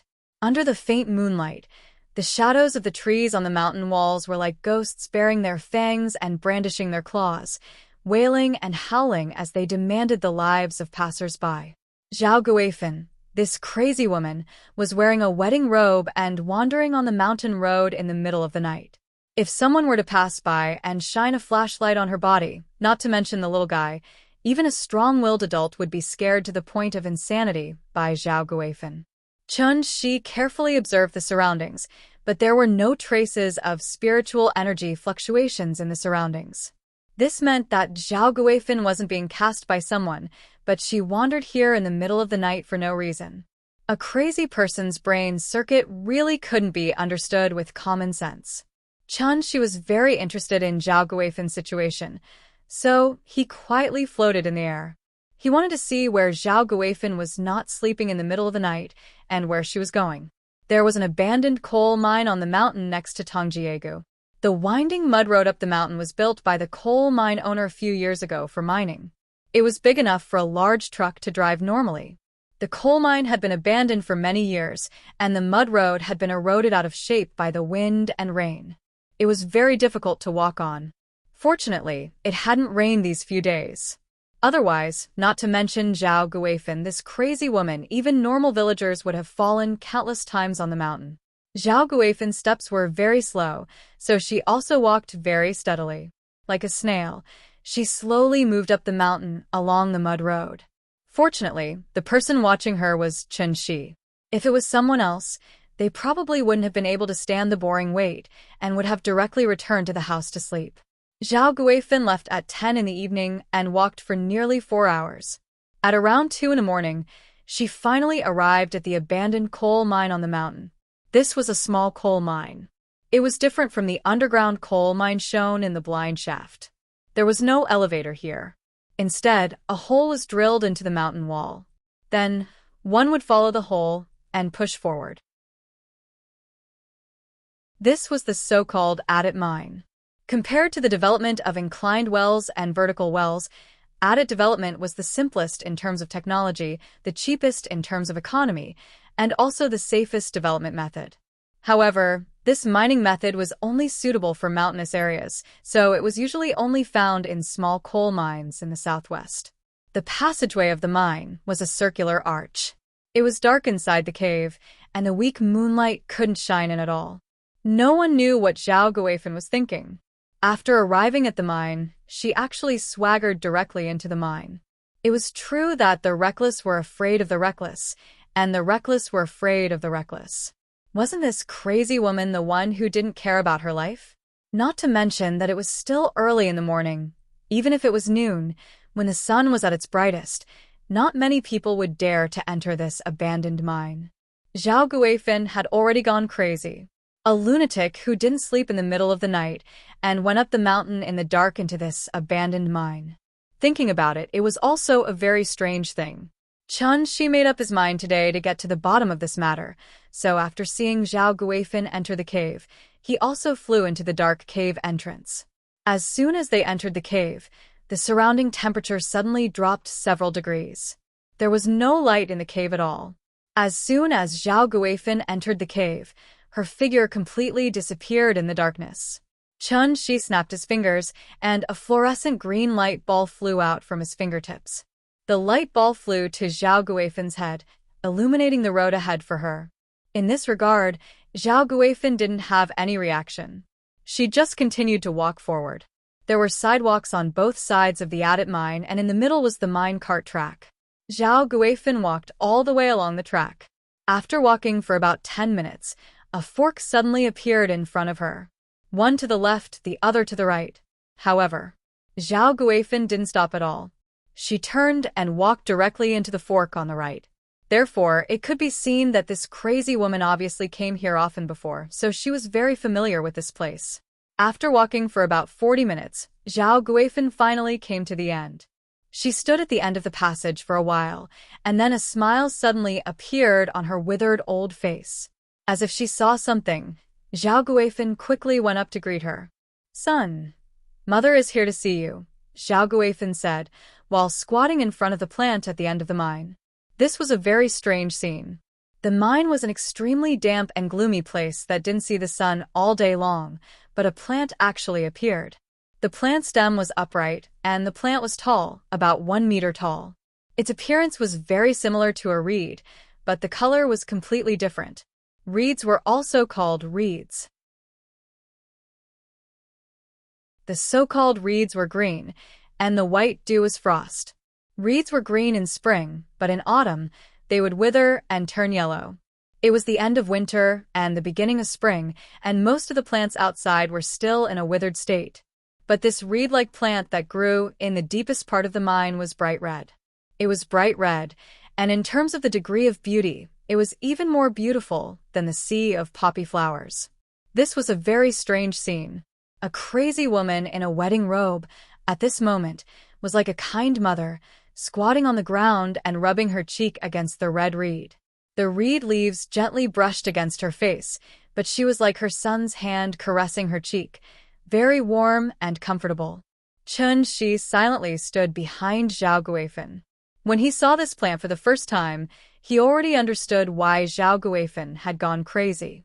Her madness was because of this plant in front of him. Although this plant looked very similar to a reed, it was not a reed at all, but a harmful plant called bloodthorn by immortal cultivators. Bloodthorn was not a very common plant in the heavenly jade world. The reason it was called bloodthorn was because this plant was bright red, and it could emit a special fragrance to attract prey to come close.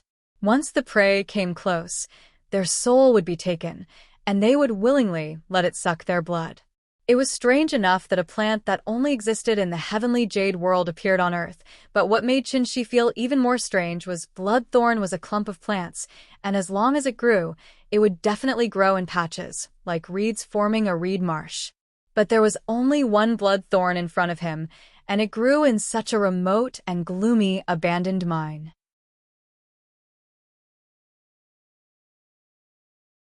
Chapter 216. At the end of the dark and damp abandoned passageway, Zhao Guifan squatted beside the bloodthorn, constantly rubbing the bloodthorn's leaves with her cheeks. The tender and beautiful leaves suddenly formed a sharp contrast with Zhao Guifan's wrinkled, haggard, and pale cheeks. If one looked carefully, they would find that the bloodthorn's leaves were like countless tiny tentacles, tightly attached to Zhao Guifan's cheeks. It was absorbing Zhao Guifan's blood essence through the leaves, but Zhao Guifan seemed to feel very comfortable. Looking at her affectionate attitude towards the bloodthorn, she would probably stay here for a while every night. It was no wonder that a crazy woman like Zhao Guifan could go up the mountain in the middle of the night without any obstructions. It turned out that she had come here too many times and was already familiar with the way. Zhao Guifan was a few years younger than Aunt Zhang, but now she looked like an 80 or 90-year-old woman, haggard and withered, like she was about to die. Fortunately, there was only one bloodthorn here, and not a clump. Otherwise, Zhao Guifan's soul would have been scattered, and she would have turned into a dried corpse lying in this secluded mine, growing mold and maggots. Although the bloodthorn was a harmful plant, it was different from the plants on Earth. This was a magical plant that could affect the mind of its prey and rely on devouring the prey's soul and blood essence to nourish itself. However, the bloodthorn's roots and leaves were not poisonous and had great medicinal value, so it was often used as the main ingredient in medicine by immortal cultivators. Zhao Guifan had been eroded by the bloodthorn for a long time, and she was already half a step into the gates of hell. In her current situation, even she couldn't do anything to save her. Death was only a matter of time. In fact, this crazy woman was quite pitiful. He didn't know what kind of sins she committed in her previous life. Not only did she lose her son at such an old age, but she herself was also turned into something neither human nor ghost by this bloodthorn. Her fate was really full of misfortune. Thinking of this, Qinshi could not help but sigh deeply and then gently waved his arm. A wave of vital energy suddenly wrapped around Zhao Guifan, pulling her back from the bloodthorn. However, just as Zhao Guifan was being pulled away by Qinshi, the bloodthorn suddenly began to dance without any wind. Its leaves kept shaking like a person who was dancing, making a series of rustling sounds. Immediately after, an invisible spiritual attack suddenly erupted from Xueji's body. Animals and insects had intelligence, so why couldn't plants? Furthermore, this was no ordinary plant. Therefore, when it was interrupted by Qinshi, this bloodthorn immediately became very manic. As its branches and leaves swayed, it directly attacked Qinshi. In the heavenly jade domain, a large-scale bloodthorn sea would be classified as a forbidden area by cultivators, and no one would trespass. This was because in addition to causing hallucinations to trap prey, this plant could also directly launch a mental attack.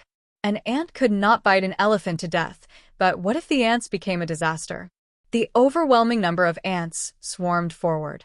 Not to mention the elephant, even the blue whale would be eaten up in an instant. Although there was only one bloodthorn here, it was still very aggressive. After discovering Qinshi, it directly launched an invisible spiritual attack at Qinshi. But it was a pity it did not know who it had provoked today.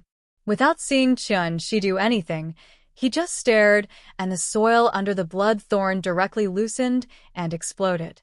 Then, Qinshi gently waved at the bloodthorn. This blood thorn was immediately uprooted by an invisible vital energy and flew directly into his hand. When the blood thorn was planted on the ground, it was about a meter tall.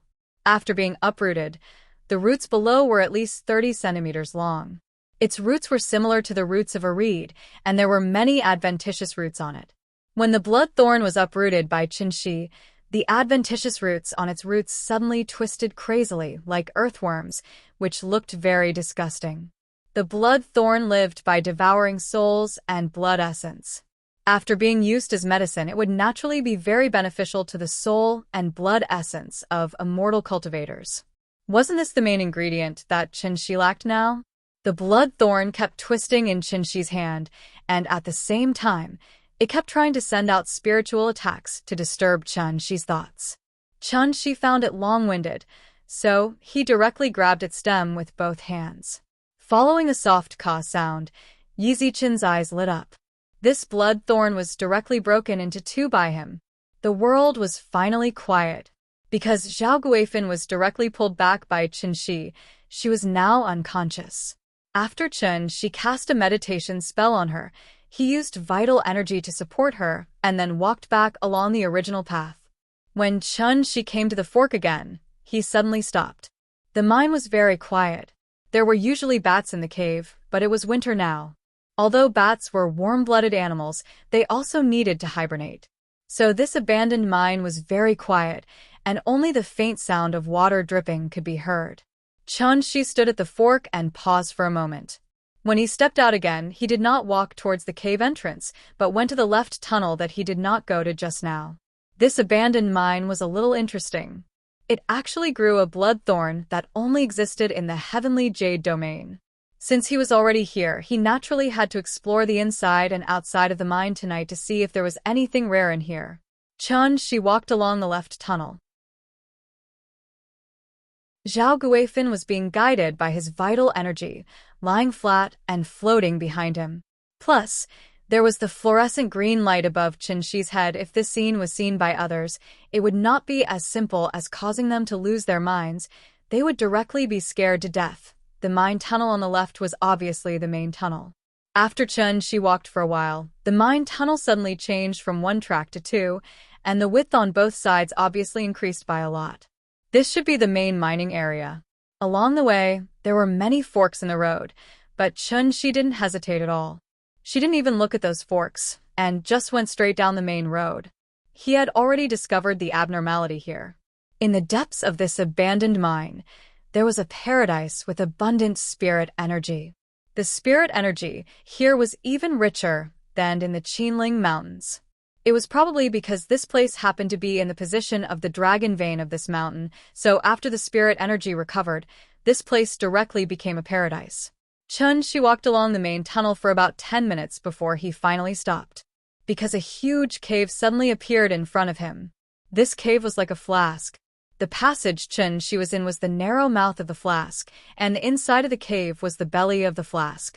Qinshi walked into the cave, and the surrounding terrain suddenly opened up. This cave was about 4 or 5 meters high, and the actual area was about the size of a basketball court. It was not too big, but it looked very strange. Obviously, the miners would not be so bored as to dig such a strange cave in the coal mine.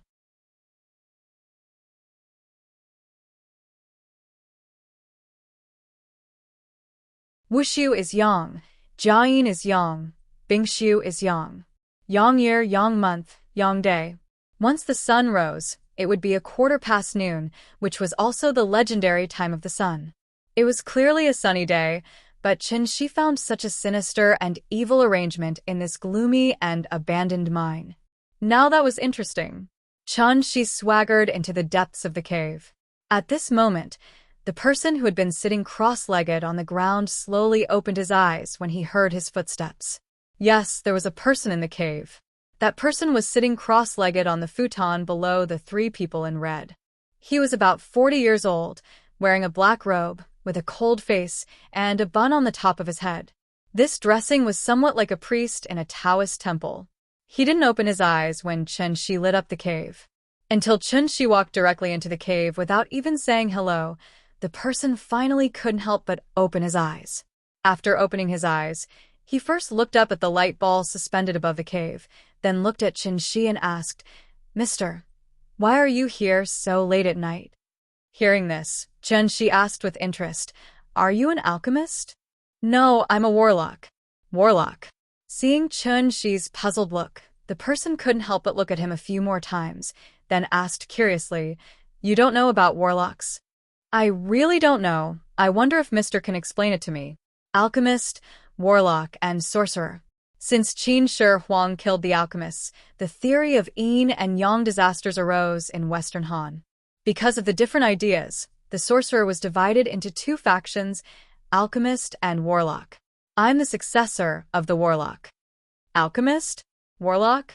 Qinshi pondered for a moment, then asked again, "What's the difference between the two?"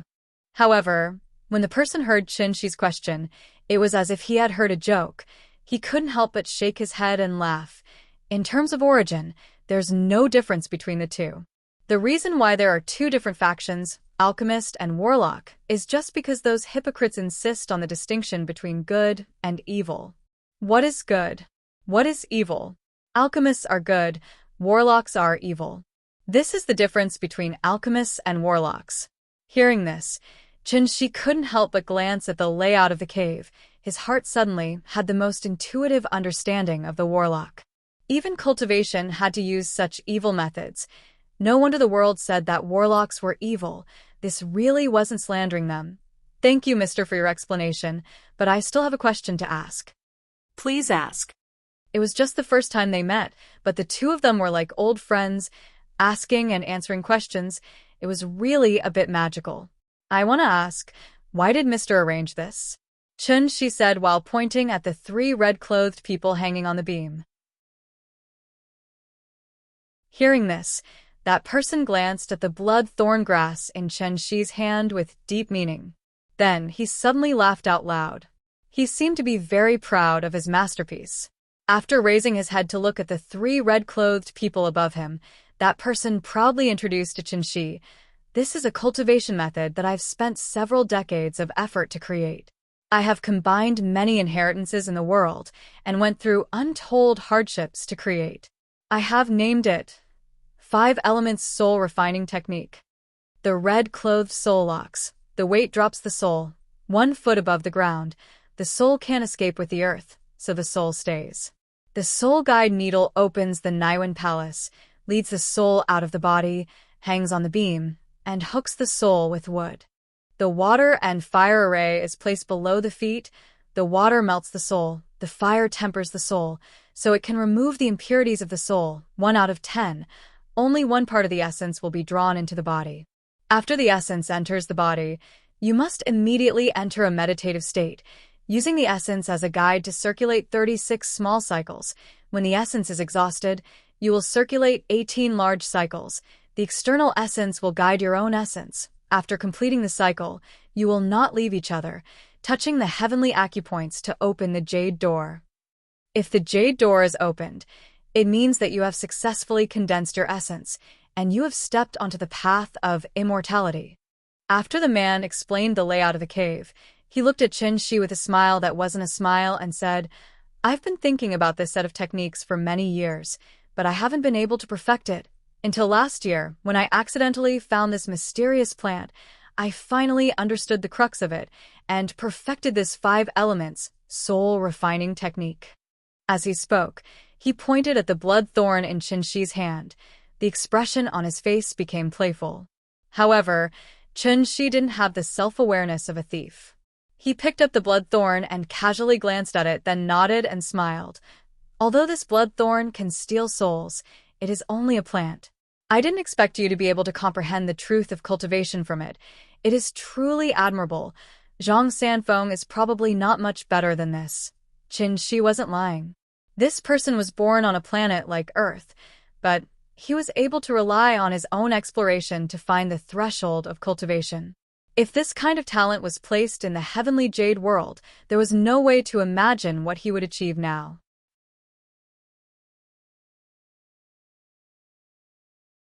Chapter 218. Immortals believe in it, but not in it. Go has no golden bones, not listed on the pill platform. Disciples pass on the fasting method, pill-burning scripture. Only asking for hard work, in 100 years you will not succeed. Sad dream of immortals, a dream that misleads a lifetime. Sad dream of immortals, a dream that misleads a lifetime. Compared to the Song of Everlasting Regret, by G's dream of immortals was not very famous. The whole poem was about a person who dreamed that he ascended on a white crane and met the Jade Emperor. The Jade Emperor said that he had the talent to cultivate immortality, so he abandoned his wife and daughter and hid in the mountains for decades. However, he failed to become an immortal and wasted his life. Wasn't the person standing in front of Chen Shi the real-life dream of immortals? If the jade door opened, it meant that he had successfully condensed his qi and stepped into the path of immortality. This person actually managed to find the right direction by relying on his own groping. Such talent and aptitude really made people exclaim in admiration. But unfortunately, when one's strength was limited, one could only do one's best and wait for destiny.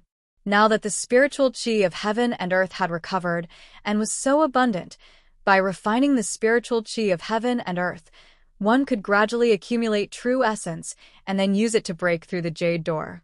Once this door opened, one could naturally step into the early stage of qi refinement. Although he had found the right direction, his cultivation method was wrong, which led him to go astray and create this extremely evil 5 elements soul refining technique. Just like the great star-sucking technique, it seemed to allow one's cultivation to progress rapidly, but in reality, it was not far from qi deviation. Therefore, Chen Shi asked seriously, "May I know your name, sir?" Hearing this, the person laughed and said, "My surname is Sun, and my name is Wen. I am of the lineage of the virtuous master and have a history of nearly 2,000 years. Mr. Sun, you said that if the jade door opened, one would step into the path of immortality. Is this the so-called immortal secret technique?" After saying this, Chen Shi pointed at the strange layout in the cave. He had a half-smile on his face. It looked like he was asking for guidance, but in fact, he was questioning. As expected, when Sun Wen heard Chen Shi's question, his expression suddenly froze. But then, he suddenly laughed even louder than before. "Fellow Taoist, that's a good question. This old man has been searching for the Tao of immortality for more than 60 years. It was only a few years ago that I finally figured it out. Actually, there are no immortals in this world." "No immortals? Then why did you say you stepped onto the immortal Tao?" "Everyone says that one can ascend to immortality as soon as the heavenly gate is opened." Then I would like to ask, in the past 100 years, has anyone ascended to immortality? Successfully flew into the gate of heaven? I'm afraid they haven't even seen the shadow of the heavenly gate. They worship ancient books all day long as if they're their ancestors. Can they become immortals just like that? Hearing this, Chen Shi looked at Sun Wen thoughtfully and didn't say anything. When Sun Wen saw his expression, he immediately smiled proudly and said, "In fact, as far as this old man knows, this celestial being is not the end, but the starting point." As soon as these words were spoken, they resounded throughout the cave, like the sound of metal being thrown to the ground. The celestial being was not the end, but the starting point. In a sense, this statement was not wrong. The celestial being was almost above the foundation establishment stage and below the Jindan stage. They who had yet to condense a golden core could only be regarded as low-level cultivators. They had not touched the threshold of the immortal Tao at all. At this point, Sun Wen suddenly let out a burst of strange laughter, as if he was mocking something. He said with a look of disdain, "Those people keep talking about Elysium all day long and count on Elysium for everything. They're completely putting the cart before the horse. The path of flowers has never been swept by a destined guest, but the gate of heaven has been open for you from now on. It's not that one can only ascend to immortality after opening the gate of heaven, but that the gate of heaven will only be opened for you when one's cultivation has succeeded." Very insightful. Chen Shi nodded sincerely, expressing his agreement with Sun Wen's words. Sun Wen's point of view was completely different from the village's point of view. Clearly, there was still a lot of debate about the legend of the gate of heaven in this world. She didn't say anything. After Sun Wen finished his last sentence, he suddenly closed his mouth and looked at him with a faint smile. The cave was strangely quiet. A gust of cold wind came from nowhere. When the wind blew, the three red-clothed people hanging on the beams suddenly started to sway. It looked like three red-clothed female ghosts were dancing in the cave. Chun-Shi held the blood-thorn grass and stood casually not far from the cave entrance. Sun Wen looked at the bold young man in front of him with a half-smile. After a moment of silence, Chun-Shi finally broke the silence. "I have another question to ask. Please speak." "Sir, why are you telling me these things?" Hearing this, Sun Wen suddenly laughed and said, "This old man has been in seclusion for a long time, and it's been many years since I've chatted with someone like today." Speaking of this, Sun Wen's expression changed, and a fierce light appeared in his eyes. He said coldly, "You and I can be considered to be fated, but unfortunately, in addition to trespassing on my cave residence today, you also destroyed the immortal grass that I have painstakingly cultivated for many years. I'm afraid you can only pay for this with your life." Why would he say so much to a young man he didn't know? Wasn't it because he had created a peerless cultivation method, but there was no way to publicize it? Only the dead could keep a secret. Therefore, from the moment Chun-Shi stepped into the cave, Sun Wen had no intention of letting him leave alive. Seeing this, Chun-Shi couldn't help but sigh deeply and said, "Sir, you have great talent, but it's a pity that you've gone astray." "What a pity." With that, he held the blood-thorn grass with his right hand and raised his left hand, making an inviting gesture to Sun Wen. Seeing this, Sun Wen's face turned cold, and he couldn't figure out this young man's background. This was obviously his immortal's cave, yet this young man had such a confident appearance. Could it be that he had some backing?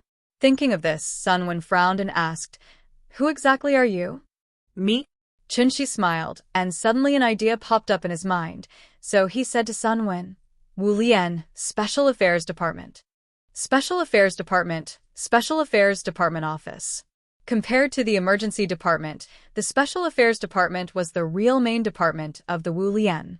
Obviously, Sun Wen wasn't really cut off from the world, so when he heard Chun-Shi say the word Special Affairs Department, his face instantly darkened, and he immediately rushed towards Chun-Shi. In the eyes of Huaxia's cultivators, the word Wu Lian was a very unlucky existence. This organization was part of the country's power, and once Sun Wen's secret was discovered by the Wu Lian, it would be no different from being stuck with dogskin plaster. Unless he left Huaxia, what awaited him would be the Wu Lian's endless pursuit. After dealing with this young man, he would have to find another place to cultivate in seclusion. Sun Wen was slightly different from great-granduncle. Great-granduncle was a martial artist from the outside to the inside. Sun Wen was a sorcerer from the inside to the outside. Therefore, their fighting styles were very different. When Sun Wen rushed towards Chun-Shi, he suddenly waved his right hand, his 5 fingers forming a claw, and fiercely clawed at Chun-Shi. A black shadow suddenly flew out from his hand. Then, the black shadow seemed to have turned into a malicious spirit, its face contorted as it screamed. The ghost didn't make any sound, but at this moment, a sharp, ear-piercing howl suddenly rang in Chun-Shi's mind.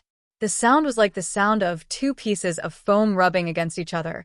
It was exceptionally harsh and unpleasant to the ear, and could instantly cause goosebumps to rise on anyone who heard it. Using a killing move right from the start, Sun Wen really wasn't prepared to let this young man leave alive today. Yellow Sky Path of Spirits. Samsara Impermanence. The first of every month, the routine of asking for monthly votes.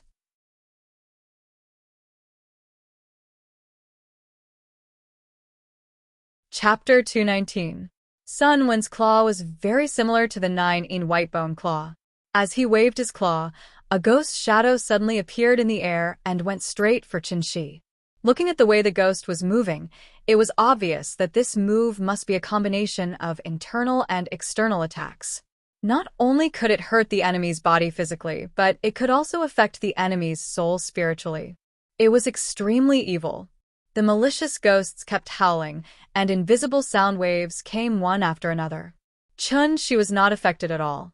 He stood in place with a smile, and his heart was constantly trying to figure out Sun Wen's cultivation method.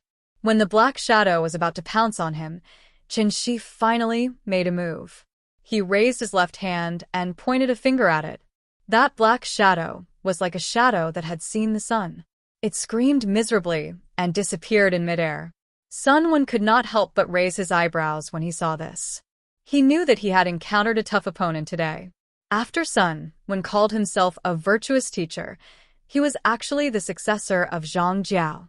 As a top-notch necromancer after Su Fu, Zhang Jiao had attained a peerless cultivation base with the art of peace and peace that he had obtained from an unknown source. Because of that, he was honored as a great teacher. The impermanence of samsara came from the Taiping essential technique, and it was an upgraded version that Sun Wen improved with the 5 elements soul refining technique. He did not expect that Chun-Shi could easily break it with one finger. How could Sun Wen not be surprised? How was this a young man? He was clearly an old monster who had a technique to retain his youthful appearance. In fact, Sun Wen was not a middle-aged man. He was born during the Daoguang era of the Qing dynasty and was already more than 180 years old. Sun Wen's talent was indeed far superior to ordinary people. As the only remaining successor of the Taiping path, he had already stepped into the soul conduit realm in his 40s under the guidance of his master. He was known as the Taiping Heavenly Master. After becoming a Heavenly Master, Sun Wen was not willing to be mediocre. Instead, he began to travel around to find a way to go further. Sun Wen was different from great-granduncle. He did not believe that the Heavenly Gate could allow people to ascend. Therefore, he had never counted on the Heavenly Gate. Instead, he had been quietly cultivating. He practiced diligently all day long, which made his cultivation far superior to great-granduncle. In fact, Sun Wen was only one step away from being able to form the 3 flowers and truly step into the golden core realm. With the revival of the spirit qi of heaven and earth, Sun Wen had also found a way to cultivate qi. Perhaps if he was given enough time, Sun Wen would be able to carve out a path of his own. Regardless of whether it was good or evil, as long as he could continue down this path, then it was the right path. Unfortunately, Sun Wen met Chun-Shi today. He was like a walking steel plate in this world, therefore, when Sun Wen saw that his move was easily broken by Chun-Shi, he immediately stopped and asked with a frown, "Who are you?" "I've already told you. It's the Wu Lian Special Affairs Department." Sun Wen was clearly dissatisfied with this answer. Therefore, he coldly shouted in anger, pretending to be mysterious. "Since that's the case, I'll capture you first and then slowly interrogate you." After he finished speaking, Sun Wen's black robes began to flutter, even though there was no wind. A strong storm suddenly blew in the cave. 2 long dragons of murderous aura rolled out from Sun Wen's sleeves like tornadoes in the desert, roaring as they rushed towards Chun-Shi. These 2 tornadoes were actually formed by Sun Wen's magical power. In the process of rushing towards Chun-Shi, the 2 tornadoes even intertwined with each other, turning into a sharp, cone-shaped cyclone. The cyclone spun rapidly, like a sharp knife. Like a high-speed drill, when the cyclone rushed towards Chun-Shi, it also tore a vacuum in the air. This move was monstrous, but when Chun-Shi saw it, he shook his head in disappointment. Compared to the improved version of the Samsara Impermanence, this move did not have any special features. It looked powerful, but in fact, it was the simplest way to use vital essence. It was just using brute force to break through all techniques. This was also a method that Chun-Shi often used. Perhaps he wanted to force Sun Wen to take out his trump card. So when the cyclone rushed towards him, Chun-Shi raised his left hand. Like fishing in the water, he directly reached into the center of the cyclone, and then he squeezed hard. This fierce cyclone was like a poisonous snake that was pinched by him. After struggling helplessly for a while, it turned into countless bursts of energy and dissipated. The qi that scattered in all directions hit the rock walls of the cave, and like a machine gun, countless stones fell from the rock walls with a crackling sound. The rubble fell to the ground, and a rustling sound was heard. Under Sun Wen's incredulous gaze, Jinshi calmly raised an index finger, then smiled slightly. You still have one last chance to make a move. Don't let me down. You. Hearing this, Sun Wen could not help but widen his eyes. The hair on his body stood up, and the expression on his face was like he had seen a ghost. It was no wonder he was afraid. The move just now was Sun Wen's own killing move. In terms of lethality, it was a bit stronger than the Samsara impermanence. It was not that he was boasting, but as long as this move was used, even a great master in the gang state would be instantly turned into mincemeat. But after She put her hand in, she acted as if nothing had happened. Sun Wen couldn't help but have some thoughts of retreating. Who was this young man? Did he come here specifically for him? Because he could not figure out Shi's background, the expression on Sun Wen's face became more and more dignified. When he saw that Shi was still as calm as before, Sun Wen had to seriously consider Shi's words. Last chance to make a move? Thinking of this, Sun Wen could not help but look at Shi, as if he wanted to say something. But after hesitating for a moment, he just sighed deeply, and the expression on his face became quite complicated. Today was the Yang year, the Yang month, and the Yang day. It was the rare time of the highest Yang. The depths of the abandoned mine had become quite due to the lack of sunlight all day long. In addition to Sun Wen's arrangement, this place was now a place of extreme Yin and extreme evil. Extreme Yang time. Extreme Yin place. Extreme Yin and extreme Yang. He wanted to use this arrangement to help him break through to the celestial being realm, but he did not expect this arrangement to become his killing move in the end. Thinking of this, Sun Wen could not help but clench his teeth. He suddenly put his hands together in front of his chest and directly made various seals. As he kept making seals, a Yin and Yang formation slowly condensed and formed in front of his chest. Seeing this, Shi was not anxious at all. He was now like a cat teasing a mouse. Because this was the first time Shi came into contact with a necromancer, he wanted to thoroughly understand the cultivation system of the necromancer lineage. He only gave Sun Wen 3 chances to make a move. This was already the 3rd time. Sun Wen was a smart person, so naturally, he would not waste this opportunity. Therefore, when he began to focus and gather qi, the spiritual energy of heaven and earth in the vicinity suddenly shook violently. Sure enough, Sun Wen had comprehended the truth of heaven and earth and began to try to use the spiritual energy of heaven and earth to cooperate with his casting. Probably because it was his first time using this move, Sun Wen took a long time to prepare. Shi waited quietly. His curiosity was completely piqued by Sun Wen. He wanted to see what kind of amazing move a cultivation genius like Sun Wen would create. Because earth was different from heavenly spiral, perhaps he could learn something from it? She was looking forward to it. And Sun Wen did not disappoint him. When the Yin and Yang formation condensed in front of Sun Wen's chest, it immediately turned into a black and white Yin and Yang fish. Then it began to slowly spin and flow. The Yin and Yang fish spun faster and faster. In the blink of an eye, the 2 Yin and Yang fish seemed to have completely merged into one, turning into a hazy gray that represented chaos. Black and white blended and returned to chaos. At this moment, Sun Wen suddenly let out a roar. Immediately after, blood began to ooze out of his eyes, nose, mouth, and ears. Bleeding from all orifices. Seeing this, Shi could not help but be stunned for a moment before he suddenly came back to his senses. Sun Wen was burning his blood essence. As expected, when Sun Wen began to burn his blood essence, the aura on his body suddenly rose and exploded. The Yin and Yang fish in front of his chest also completely turned into a gray ball of light because of the rapid rotation. Sun Wen let out another roar. His sleeves bulged like a dragon, and then he suddenly pushed the light ball outward. Then, the gray light ball suddenly carried an indescribable aura and directly pressed toward Shi. Yin-Yang Calamity, Mountain River Seal. Destroy.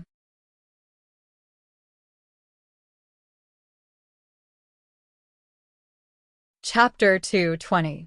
Tai Chi gave birth to Yin and Yang. Yin and Yang gave birth to the 4 divisions, and the 4 divisions gave birth to the 8 trigrams. Tai Chi was the fusion of vitality before heaven and earth were separated. It was the beginning and the unity of the universe. Simply put, Tai Chi represented chaos and Yin and Yang. The 4 divisions were the 5 elements. Metal, wood, water, and fire represented north, south, east, and west respectively. Earth was in the center of the 4 divisions and did not exist in the cycle of the 4 divisions. Therefore, it was also called the central earth, representing heaven and earth. Only with heaven and earth would there be the 4 divisions. Without heaven and earth, there would naturally be no 4 divisions. Therefore, earth was the first of the 5 elements and the beginning of all things. The mountain and river seal belonged to the earth element. This was Sun Wen's strongest killing move. The moment the mountain and river seal was formed, Qin Shi could not help but raise his eyebrows. He could not help but have a serious expression on his face. Sun Wen had actually seen through the 5 elements and reversed Yin and Yang from the 4 divisions. From this, he had touched the true essence of Tai Chi with his strength as a peak diviner. He had actually struck out an attack that was not inferior to the divine generals when he burned his essence blood. Just this move alone was enough for Sun Wen to surpass many cultivators in this world. Just as the black and white yin-yang fish turned into a gray ball of light due to the high-speed rotation, Sun Wen's face deteriorated at a speed visible to the naked eye. Just now, he looked like a middle-aged man in his 40s. However, in the blink of an eye, his hair and beard were all white. He looked like an old man with half a foot in the ground. His haggard and weak appearance was somewhat similar to Zhao Guifan, who had lost her young soul and had her blood sucked by the blood thorns all day long. Blood flowed from his 7 orifices, and his face was rapidly aging. However, Sun Wen's eyes suddenly flashed with joy. After pushing the gray ball of light towards Qin Shi, he couldn't hold it in anymore and let out a long howl of excitement. Success! The gray ball of light was formed by Sun Wen's true essence and Dharma power. It contained his lifetime of cultivation. It was like a ball of smoke in a bubble. As it flew toward Qin Shi, the ball of light seemed to be constantly rolling and rising. In terms of appearance, there was nothing strange about it. However, in Qin Shi's opinion, this ball of light was not simple. Sun Wen did not disappoint him. Thus, Qin Shi couldn't help but laugh. Earth element? You've come at the right time. Watch me use my lightning technique to break your earth element technique. The 5 elements mutually reinforce and counteract each other. Zhun represented thunder, and Sun represented wind. Zhun and Sun belonged to wood, and wood restrained earth. Thunder just so happened to restrain earth. After saying that, Qin Shi suddenly let go of the blood thorn grass in his hand. Then, a blue light appeared in his hand out of thin air. In that instant, lightning appeared in the void, and thunder exploded. Qin Shi stood proudly with the thunderbolt in his hand. Since Sun Wen was not a celestial being, he would control his cultivation base to that of a celestial being. It was also a form of respect for him to deal with someone of the same level. Thunder versus Earth.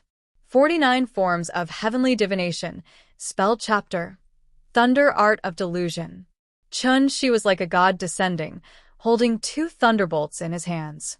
The blue lightning was like a venomous snake spitting out its tongue, constantly bubbling in Qin Shi's palm. When the gray ball of light flew towards him, Qin Shi opened his arms and fanned at the gray ball of light as if he was waving a banana fan.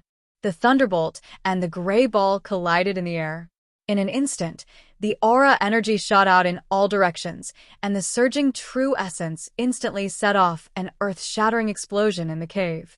The abandoned mine that had long been dilapidated collapsed under the impact of the explosion, instantly turning into a pile of ruins.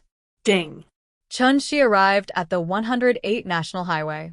At this moment, his phone suddenly rang. He picked up his phone and opened it. It was a push message from Tencent News. #Earthquake News February 24th, 04, 17 a.m., a magnitude 3.2 earthquake occurred in the Xingxian area of Yiwu City. The tremor was not strong. The final result is based on the official report. As the saying goes, once bitten, twice shy. After the Tangshan earthquake, 2 major earthquakes occurred in Huaxia in succession. This also meant that everyone began to pay more attention to news about earthquakes. It was estimated that the news of the earthquake in Yuqing would spread all over the country again tomorrow. After Qin Shi finished reading this news, he opened his contact list and found the name Qin Shiueqing in the contact list. Then, he dialed the number. Although it was 4 in the morning, after the phone rang twice, Qin Shiueqing directly picked up. Obviously, she was not sleeping, but cultivating. Hello. I just met a person. Sunwen, do you know him? Sunwen? I seem to have an impression of him, but I'm not very sure. Wait a moment, I'll check first. After saying that, Qin Shiueqing directly hung up the phone, obviously to make a call to verify. His sister-in-law was really swift and decisive. Qin Shi held the phone and waited for about 5 minutes before she called back. I found him. Sunwen, from the Way of Peace, celestial level. He was born in the Daguang era of the Qing dynasty. The last time he appeared was 20 years ago. At this point, Qin Shiueqing's tone could not help but be a little confused. She asked, "How did you meet such an old monster?" Yeah, I don't know if I'm lucky or he's unlucky. Send someone here. He's a celestial after all. Capturing him for a vivisection seems to be a contribution to society, right? After Qin Shi's voice fell, there was no sound from the other end of the phone for a long time. Qin Shiueqing thought that Qin Shi only met Sunwen face to face, but now that she heard the meaning of his words, did this mean that he was going to capture Sunwen alive? Capturing a celestial alive? Her sister-in-law was stunned for a while before she came back to her senses. Then, she jumped out of bed slightly agitatedly and said quickly, "I'll bring someone over right away." "What's the address?" "I'll send you the location." Okay. Qin Shi would not joke with her on this kind of issue, so Qin Shiueqing did not have any doubts at all. After hanging up the phone, she left the Sai courtyard. The Wu Lian had been established for so many years, but they had never captured a celestial alive. Who knew how much credit this was? In fact, it was not that the Wu Lian could not capture a celestial. It was just that capturing a celestial required extremely careful arrangements, and it would even cause a lot of trouble. Right now, everything was about maintaining stability. Therefore, Wu Lian could only turn a blind eye to the existence of the celestials. As long as they did not go too far, the Wu Lian would not encircle and annihilate them. Qin Shi did not kill Sunwen. Sunwen was worthy of respect. After all, objectively speaking, if Sunwen cultivated in the Tianyuan world for 500 years, perhaps his achievements would far surpass Qin Shi's. This was talent. Wasn't talent the most lacking in the 21st century? Although Sunwen was not a good person, Qin Shi was not a judge after all. Handing him over to the Wu Lian and letting the Wu Lian deal with him was really a contribution to society.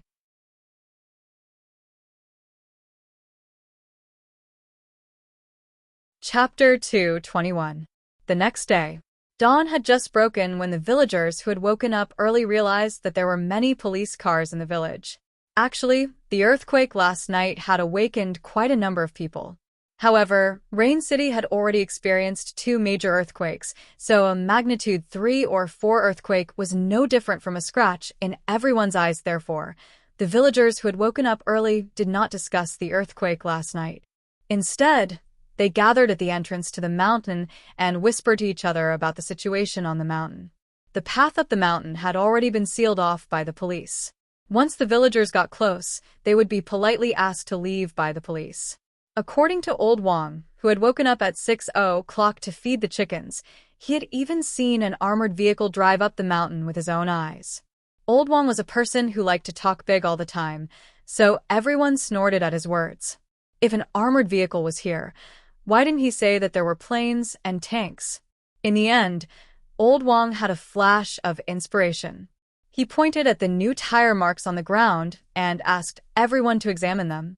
Only then did everyone reluctantly believe his words.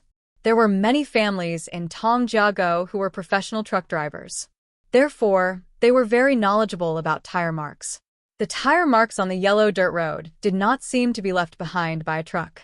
The police were standing guard, and the army was going up the mountain. So, what exactly happened on the mountain? Everyone was very puzzled, but no one would tell them. When the little fellow woke up, it was already 9 o'clock in the morning. She had slept very deeply. Even after waking up, she was still in a daze for a long time. Chin Ruoying fetched a basin of hot water and helped the little fellow wash up in the living room. The little fellow turned her head in a daze and looked at the courtyard outside the old house.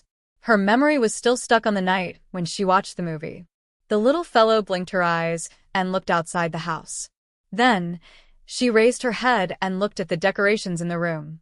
When she realized that she was in a completely unfamiliar environment, a puzzled expression appeared on her little face. Chin Ruoying put away the wash basin and hung up the towel. Just as she was about to bring her to the kitchen for breakfast, the little thing suddenly changed her face like a master of Sichuan opera. Her little mouth suddenly pouted, and she burst into tears with a wah. Her parents had actually taken her to such an unfamiliar place while she was asleep. This was something that the little guy could not accept at all. Perhaps it was because she was scared, or perhaps it was because she had been wronged, but the little girl was crying so hard that people couldn't help but want to hold her in their arms and take good care of her. Her crying alarmed everyone in the room. Annie Zhang and Chen Shi were discussing the problem of making millet porridge in the kitchen. When they heard the commotion outside, they hurriedly walked out of the kitchen. When they came out, they just happened to see the little girl standing in the main hall with an aggrieved face and crying loudly.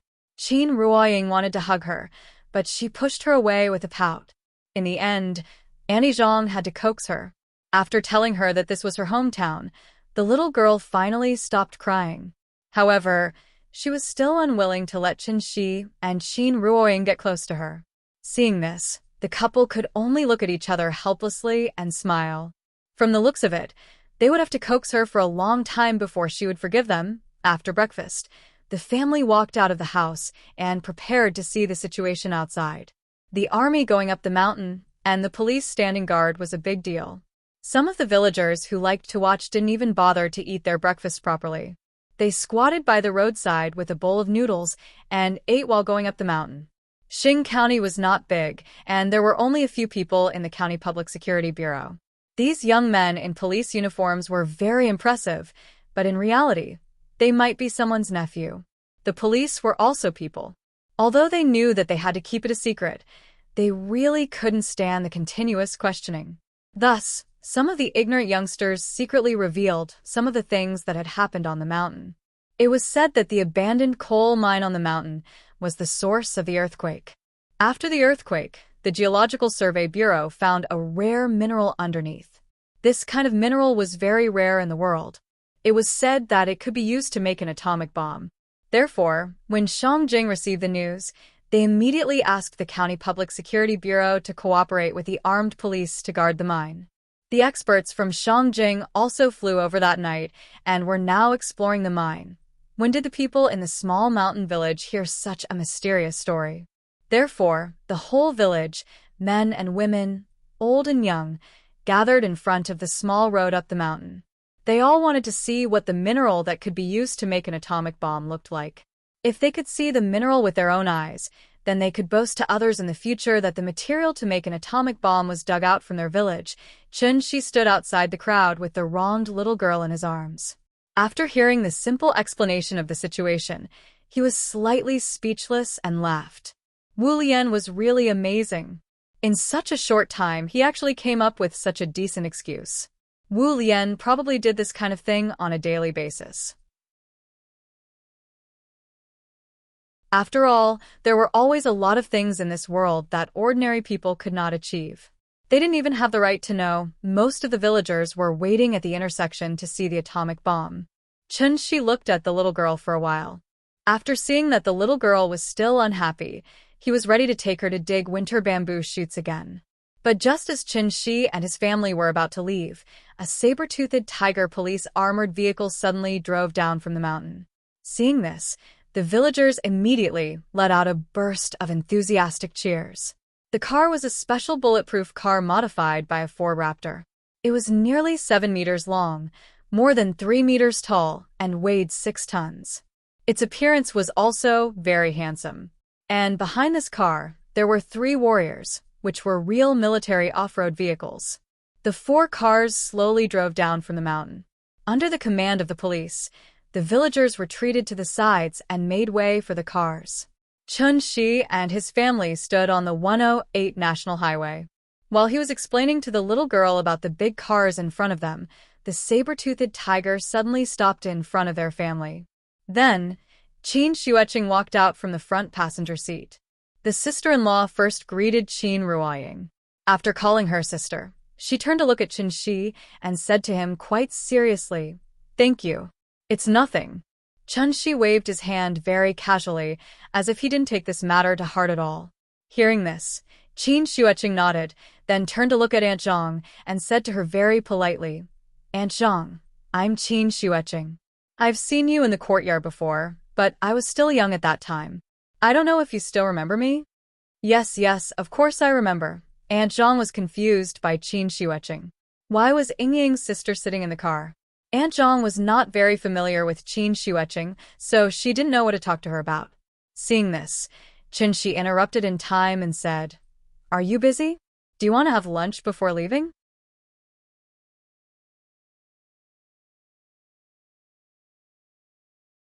Chapter 222. Okay.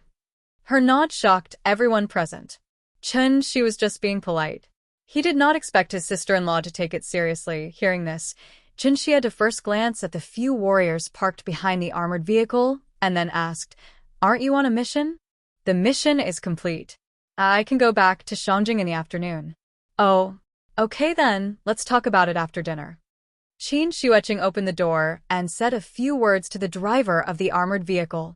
Then, she followed Chun Shi and his family to Aunt Zhang's old house. Her actions immediately caused the surrounding villagers to whisper to each other in whispers. "Hey, look, that girl came down from the armored vehicle." "Yeah. Why is she following Zhang San? Is she Zhang San's relative? That's crazy. Didn't they say that these people were experts from Shangjing? That young girl is an expert?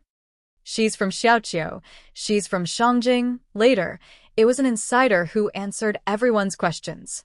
Aunt Zhang had been working as a nanny in Shangjing for the past few years.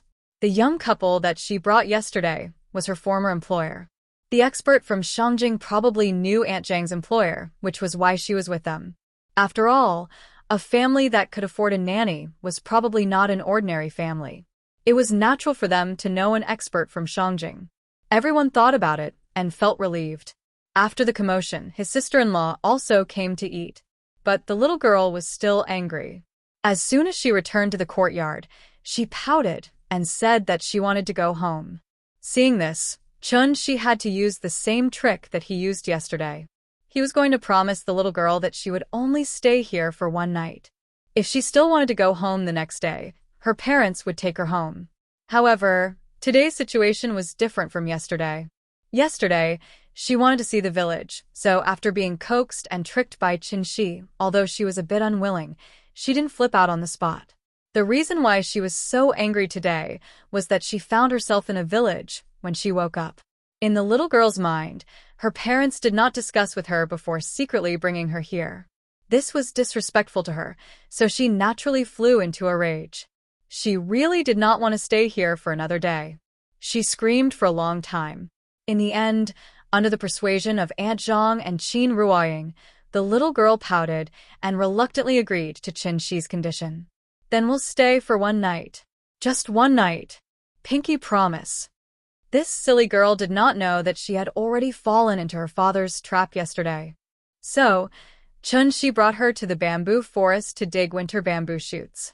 This time, there was no Zhao Guifan, so the little girl's digging very happily. When she heard that Qin Shi was going to use the winter bamboo shoots she dug out for lunch, the little thing was so happy that she couldn't close her mouth, and her hands and feet couldn't help but become much more nimble. It was a new experience for the little guy to eat the vegetables he picked with his own hands. Why were farmhouse dishes delicious? Wasn't it because she could just pick whatever she wanted to eat from the fields? Fresh ingredients were the prerequisite for cooking food. Not sure if it was a psychological effect, but today's bamboo forest did not seem as gloomy as yesterday. The sun was shining brightly in the sky. The bright sunlight shone on top of the bamboo forest, making the bamboo forest lush green, making people feel a trace of spring. The bloodthorn was hung on the wall by Qinshi. It was red, and it formed a sharp contrast with the golden corn skewers next to it. In the village, everyone liked to hang chili and corn outside the house. First, it was for ventilation and dryness. Second, it was a symbol. Chili symbolized red, and corn symbolized a bountiful harvest. Both were good omens. In fact, when Chun-Shi saw Sun Wen's 5 elements soul refining technique, he already knew why Aunt Zhang suddenly fainted. It turned out that Sun Wen used Aunt Zhang as the next batch of cultivation cauldrons. The principle of the 5 elements soul refining technique was actually similar to the blood-thorn grass. It was to absorb other people's soul and essence to strengthen oneself. It was precisely because Sun Wen came into contact with the blood-thorn grass that he comprehended the 5 elements soul refining technique. Because Aunt Zhang had taken the spirit cultivation pill, the remaining spirit energy in her body attracted Sun Wen's attention. Fortunately, Qinshi noticed the abnormality in time and insisted on coming to Aunt Zhang's home to take a look. Otherwise, Aunt Zhang was afraid that she would inevitably follow in Zhao Guifen's footsteps. After putting down Sun Wen, Qinshi also saved Zhao Guifen. Therefore, when he took the little fellow to dig bamboo shoots in the bamboo forest, a series of firecrackers suddenly sounded not far away. Wasn't it from Zhao Guifen's house? Looking at the situation, it was probably to celebrate Zhao Guifen's not crazy anymore. Zhao Guifen had a younger sister named Zhao Guixiang. She was Zhao Guifen's only relative in this world. The relationship between the two sisters was very good. Zhao Guifen had been crazy for so long, but Zhao Guixiang did not leave her and stayed at her house to take care of her. Early this morning, when Zhao Guixiang was about to help Zhao Guifen get up and wash up, Zhao Guifen suddenly called out her name. Guixiang? These 2 short words made Zhao Guixiang's eyes fill with tears on the spot. She hugged her sister and burst into tears. There was a custom in the countryside, which was to set off firecrackers when there was a joyous occasion. The firecrackers in Zhao Guifen's house sounded for a long time. In less than half an hour, the entire village knew that Zhao Guifen was no longer crazy. The crazy woman was no longer crazy, and everyone was happy for her. Zhao Guixiang was so happy that she even informed the entire village that she was going to hold a pig slaughtering feast to celebrate her sister's recovery. Aunt Zhang's family also received Zhao Guixiang's invitation. However, just when everyone was happy for Zhao Guifen's recovery, Qinshi sighed silently. Zhao Guifen had lost her young soul for a long time. Even he could only temporarily restore Zhao Guifen's consciousness and could not save her life. It was estimated that before the pig slaughtering feast began, Zhao Guixiang would have to change the funeral for her sister. Zhao Guifen was also a pitiful person.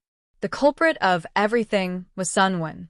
Although Sun Wen was a talent, his unscrupulous behavior of disregarding human life also aroused Chun-Shi's disgust. Therefore, when the little fellow volunteered to wash the winter bamboo shoots, Chun-Shi found Qin Shueching and asked in detail how Wu Lian would deal with Sun Wen. After all, he was a diviner, so Wu Lian obviously only had one way to deal with Sun Wen. That was to persuade him to surrender and recruit him. As long as Sun Wen was willing to join the Wu Lian, then Wu Lian would be able to let bygones be bygones. This also made Chun-Shi very dissatisfied. He thought that Wu Lian would dissect Sun Wen for research, but he did not expect to get this result.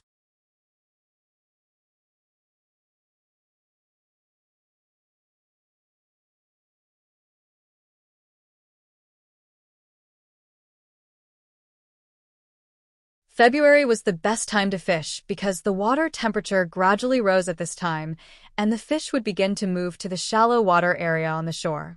The temperature in the shallow water area rose faster under the sun, and a large number of shrimp, water insects, and plankton gathered there, which also provided a lot of food for the fish. Therefore, there would be groups of fish coming to the shallow water to warm themselves, forage for food, and even prepare for laying eggs in the future. When there were so many fish, it was naturally easy to fish. Fishing in the countryside was not so particular. A thin bamboo pole, a piece of fishing line, and a hook were enough. As for the bait, he just needed to go to the edge of the field and turn over a few stones. The little fellow was still young, so she didn't feel that the earthworms under the stones were disgusting. After Chin, she caught more than 10 earthworms and put them into the plastic bag. She followed her father and took one out of the soil under the stones, and then carefully studied it in her hand. She looked at her curious appearance and couldn't help but smile and pat her little head. After letting the little fellow put the earthworm into the bag, the father and daughter found a shallow water area on the river bank that faced the sun. The sun in early spring was very bright, and the warm sun shone on the body.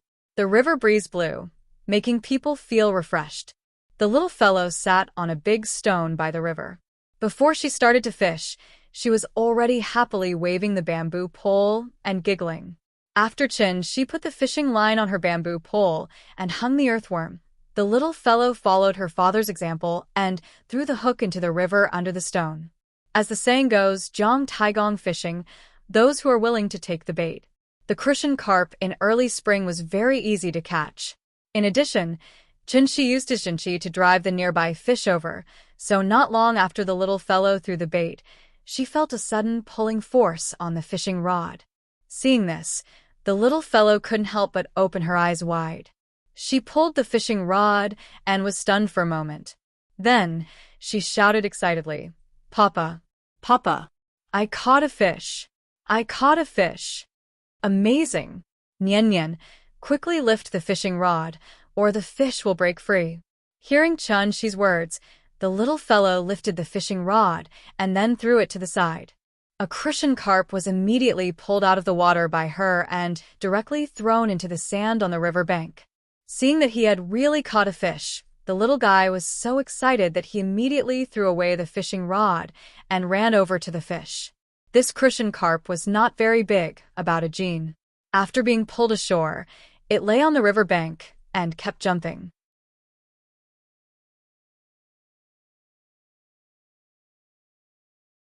Chapter 224. Fishing was a very sentimental leisure activity. People who liked to fish might not even like to eat fish. The so-called fishing was actually just to enjoy the process. Basking in the warm sun of early spring, sitting on a big stone in the valley, listening to the sound of running water. A broken pole could be sat on for a long time. The kind of immersion in the mountains and rivers, leisurely enjoying the natural quiet pleasure, once experienced once, was likely to be addictive. Anyone who likes fishing may have the same feeling. No matter if it's windy or raining, cold or freezing, no matter if it's hot or unbearable, they are not afraid of the storm or the muddy road. As long as they were free, they would spare no effort to find a good place. Even if they had to run dozens of miles, they would find a good place to fish quietly. Unfortunately, such a good place was not very easy to find now. These days, as long as there was abundant water, there would be a hydropower station. Hydropower stations promoted economic development and provided abundant electricity for the local area, but imperceptibly, it seriously affected the local ecological environment. Most of the rivers in the past had now become small streams. The branch of the Qingyi River in front of Chun-shi was only 51 kilometers long, but there were as many as 17 small hydropower stations built on this river. On average, there was a small hydropower station every 3 kilometers of the river.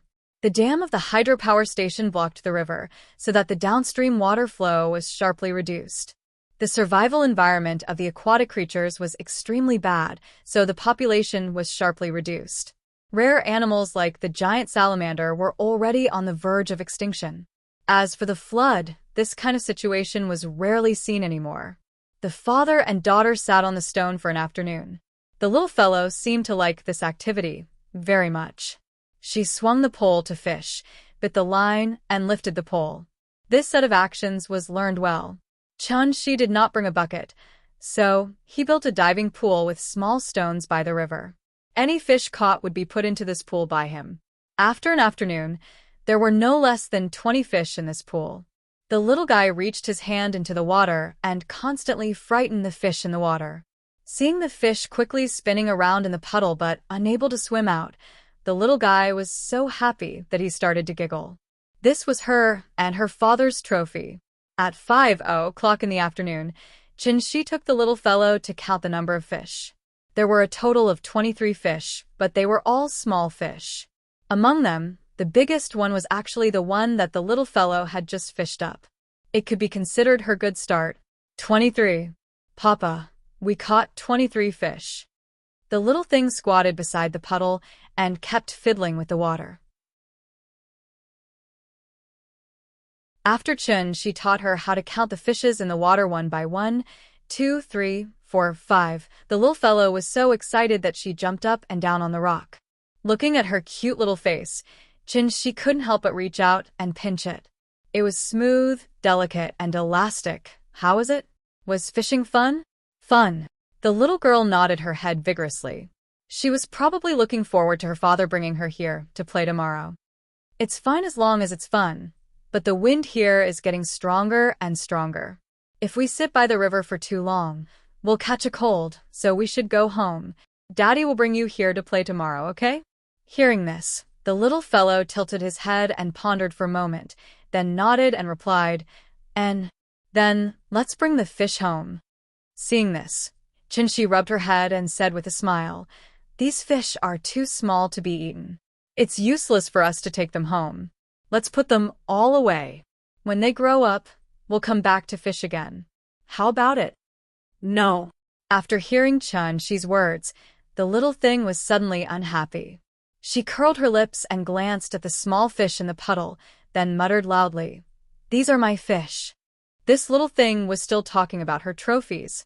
Therefore, Chin-shi had no choice but to squat beside the little girl and talk to her about the big picture. Perhaps she was persuaded by Chin-shi. The little fellow hesitated for a long time before reluctantly putting the biggest fish into the plastic bag. Then she reached into the water and dug a hole in the puddle. The fish noticed the movement of the water and immediately went out of the hole, successfully returning to the river. The little fellow looked down at the empty puddle in front of her and did not come back to her senses for a long time. When Chun-shi saw her like this, he immediately put the plastic bag in front of her with a smile. Nian, look, there's another one here. Mine. The little fellow snatched the plastic bag from Chun-shi's hand. Looking at her posture, she was probably afraid that Chin-shi would let the last one go. When the father and daughter returned to the old house, dinner had not yet started. The little fellow carried her trophies and ran into the kitchen, ready to show off in front of her grandmother and mother. Qin Ruoying was learning how to cook from Annie Zhang. When the two of them saw the fish in her bag, they immediately laughed. A few words of praise had made this little thing's tail almost to the sky. There was still some time before dinner. Chun-shi was afraid that the little fellow would not be able to sit still, so he called her to the yard. The little fellow was a little confused, but Chun-shi did not explain to her. Instead, he took out a brazier from the old house and used a pair of tongs to pick up a few pieces of burning charcoal on the stove. Everything was ready. Chun-shi called the little fellow and asked with a smile, Nian, do you like to eat potatoes? Yes. I like to eat potatoes and pork ribs. Then wait a minute. Daddy will treat you to roast potatoes, okay? Roast potatoes? The little fellow blinked her eyes. When it came to eating, she immediately became excited. Then, Chun-shi took 2 potatoes from the kitchen and threw them directly into the brazier without even washing them. Potatoes, corn, wheat, and rice were listed as the 4 main staple foods in the world. It could be cooked in a variety of ways, whether it was fried, stewed, or steamed. The most common way to eat potatoes was to fry them. As for eating them directly like Chin-shi, it was very rare to see potatoes being eaten directly in the fire. It was not because roasted potatoes were not delicious, but because it was inconvenient to start a fire. He could not roast potatoes on the gas stove just to eat a roasted potato. This novel way of cooking successfully attracted the little fellow's interest. Therefore, she obediently squatted side by side with Chin-shi under the eaves, guarding the brazier and quietly waiting for the potatoes to be cooked. The potatoes were cooked quickly. Chun-Shi took the tongs and picked up the 2 potatoes that had been roasted to the point of being burnt. When the little fellow saw the dirty and shabby appearance of the potatoes, she immediately wrinkled her little nose in disgust. Chun-Shi rolled the potatoes on the ground to lower the temperature of the potatoes. When the temperature of the potatoes dropped slightly, he picked up a piece and tore off the burnt part of the potato bit by bit in front of the little fellow. The potatoes were burnt black, and the skin was very brittle. When he tore it off, a piece fell off. When the burnt skin was torn off by Chun-Shi, a crystal-clear potato was hidden under the shabby surface. Light smoke rose from the already ripe potatoes, constantly emitting a refreshing fragrance. There was no need for salt or MSG. After roasting them, they could be eaten directly in the hand. With one bite, the soft and light taste could really melt a person's heart. In the quiet village, the distant mountains were like black, and the spring water was singing softly. A faint magnolia fragrance came with the breeze and lingered in the courtyard. The father and daughter each held a big potato and sat under the eaves of the old house to gnaw on it.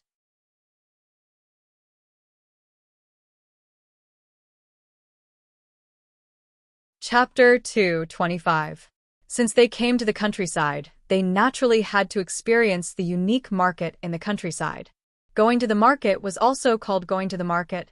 The coastal area was called going to the void, the area in Dianzhou was called going to the street, and the area in Lingnan was called going to the business. The names were slightly different, but they all had the same meaning. Going to the market was also a unique product. The so-called going to the market meant that there was a fixed period of trade in remote places. When the time came, buyers and sellers would come from all over and gather at a certain place to buy and sell. There were not that many shopping malls and small stores in the countryside, so the government could only set a time. Then, everyone would gather at this time to exchange materials and buy biological products in the town. A place like Tongjiego was not considered remote. It was adjacent to the 108 National Highway, but there was still only one small store. It could only sell small things like oil, salt, sauce, vinegar, snacks, and firecrackers. If the villagers wanted to buy clothes and farm tools, they either had to drive to the county or wait until the market. The town where Tongjiego was located was called Siping Village.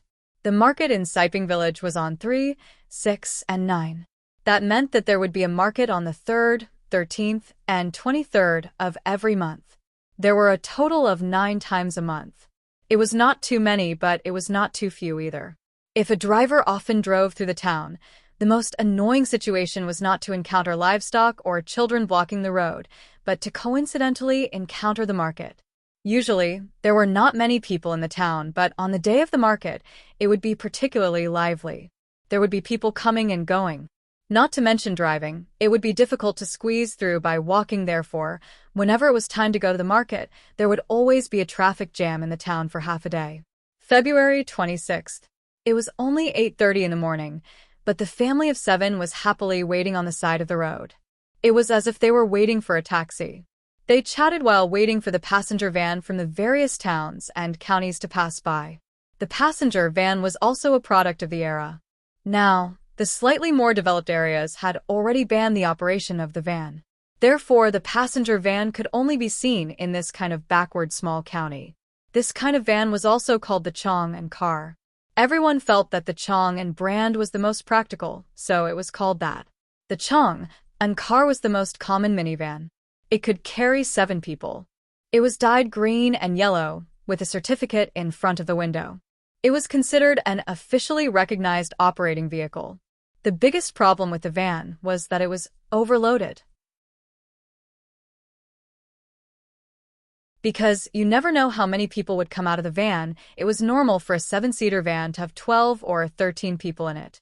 Chun-Shi's family didn't want to squeeze in, so they spent 200 yuan to rent a van and enjoyed the special treatment of a car. Siping Village was very lively now. When they were 1 or 2 kilometers away from the village, they could see countless villagers carrying bags of various sizes going back and forth on the 108 National Highway. The little fellow leaned on the sliding door and looked at the scenery outside the window with interest. Most of the villagers in the south lived in scattered places. They would only gather in the towns on the day of the market. The little fellow had lived in the countryside for a few days and was used to the sparse population in the countryside. She was not used to seeing so many people all of a sudden. Looking at the bustling atmosphere in the village, it was somewhat similar to a temple fair. There were a lot of people going to the market in the morning, so the driver had to stop 1 kilometer away from the village. If he went any further, he might not even be able to find a place to turn around. The driver was also a smart person. After Chun Shi's family got out of the car, he asked for Xie Pinglin's phone number and prepared to earn another sum of money later. Smartphones were widely available now. As soon as the family of 7 walked into the village, they saw a huge Oppo store and a Vivo store next door. The 2 brothers were really inseparable wherever they went. Outside the 2 smartphone stores, a blacksmith was selling farming tools such as plowing, raking, sickles, hoes, and so on that he had made himself. This was a miniature version of the countryside in Huaxia. The market was spread out along the streets of the town from the beginning of the village to the end of the village. There were stalls on both sides of the road. It was lively, and there were shouts and bargaining everywhere. However, most of the things sold here were necessities or livestock feed, farming tools, and other things that were closely related to the lives of farmers. The little girl sat in Chun Shi's arms. Standing high, she could see far, so she immediately saw a different sugar painting stall. Sugar painting was also a traditional craft among the people of Huaxia. It used brown sugar and white sugar to draw the 12 zodiac signs. You could spin it for 2 yuan. Whatever you spun, you could take it and make it on the spot. It was really delicious and fun. The little girl looked at it for a while and could not take her eyes off it. Therefore, she sat in Chun Shi's arms and twisted her small body as she shouted. Her luck was not bad. After 3 spins, she actually spun a dragon. The little thing was overjoyed on the spot and laughed at the top of her voice. Seeing the master make it on the spot and draw a dragon with his bare hands, the little thing's eyes were about to pop out. When the master was done with the sugar painting, she held the dragon in one hand and the rat in the other. The remaining dog was fed to Chun Shi. Aunt Zhang watched with a smile on her face. Ever since the little thing was accompanied by her parents, even the smile on her face was more than before. Just as the family surrounded the sugar painting stall and praised the sugar painting master's skills with laughter, there was suddenly a commotion on the other side of the road. Looking at the sound of gongs, drums, and firecrackers, it seemed that someone was picking up the bride. When the little girl heard the commotion, she immediately shouted for Chun Shi to pick her up to take a look. Sure enough, as the sound of gongs and drums got closer, a wedding procession appeared in the little girl's line of sight. The wedding procession's formation was impressive. In front, there were gongs and drums to clear the way, followed by a palanquin with 8 carriers. Along the way, the villagers all retreated to the sides of the road to make enough aisle for the wedding procession.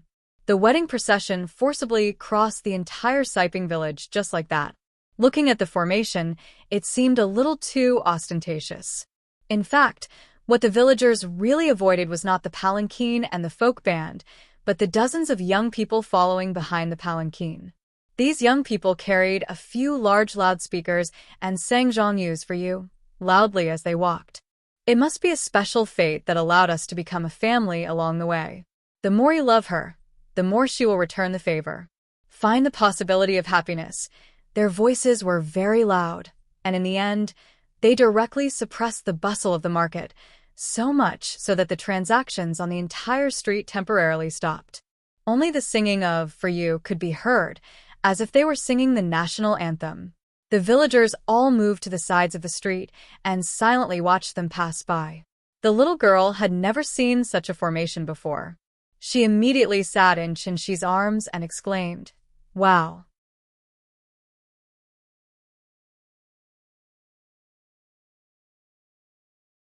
Chapter 226. Gongs and drums cleared the way, and firecrackers sounded. Behind the 8 sedan chairs, there were dozens of people singing "For You." Marriage was always a joyous occasion, but the attitude of this group of troublesome youngsters was not very good. They clearly chose to get married on the day of the market, which affected the normal trade of the villagers. But as long as these young people saw someone blocking the sedan chair, they would immediately rush over and yell at the other person to get out of the way. It seemed that in their dictionary, there was no such thing as communication and discussion. An old man probably had bad hearing, but he still stood on the side of the road with a backpack on his back, thinking about what he should buy back. When the young people saw this, they immediately went forward and dragged the old man to the side. It had to be said that these young people were indeed young people. Fortunately, they met an easygoing old man today. Otherwise, if the old man directly fell to the ground, they would not be able to afford it even if they sold them by the weight. As the wedding procession continued to go deeper, more and more people came to the market. In the end, the sedan chair and the folk band could no longer maintain the original speed. Seeing this, the group of young people carried the sound system to the front and then let them open the way. Like the heavy cavalry of the Middle Ages, the young people carried the sound system with the momentum of a fierce tiger coming down the mountain and forcibly tore open a passage in the lively market. "Get out of the way. We brothers are getting married. Don't block the way." Brothers, Chuanyu dialect, means big brother. Get out of the way, get out of the way. Ha ha ha, if you don't get out of the way, do you believe that I won't smash your stall? Get out of the way. Their aggressive posture was quite a bit of the temperament of a local hooligan and street gangster. Those who did not know would think that this street was built by them. Seeing this group of tyrannical young people like the god of plague, the villagers and the market all retreated to the sides of the street, making a spacious passage for them. For a moment, the market that was very lively just now was now only the sound of the sound system and gongs and drums that were still echoing. Seeing this, Chen Shi and his family also retreated to the side of the road and quietly waited for the wedding procession to come from the town. The little fellow did not find the atmosphere strange because she was very interested in the palanquin. Thus, she stretched her neck like a giraffe and stared at the palanquin. This group of young people probably thought that they were soldiers.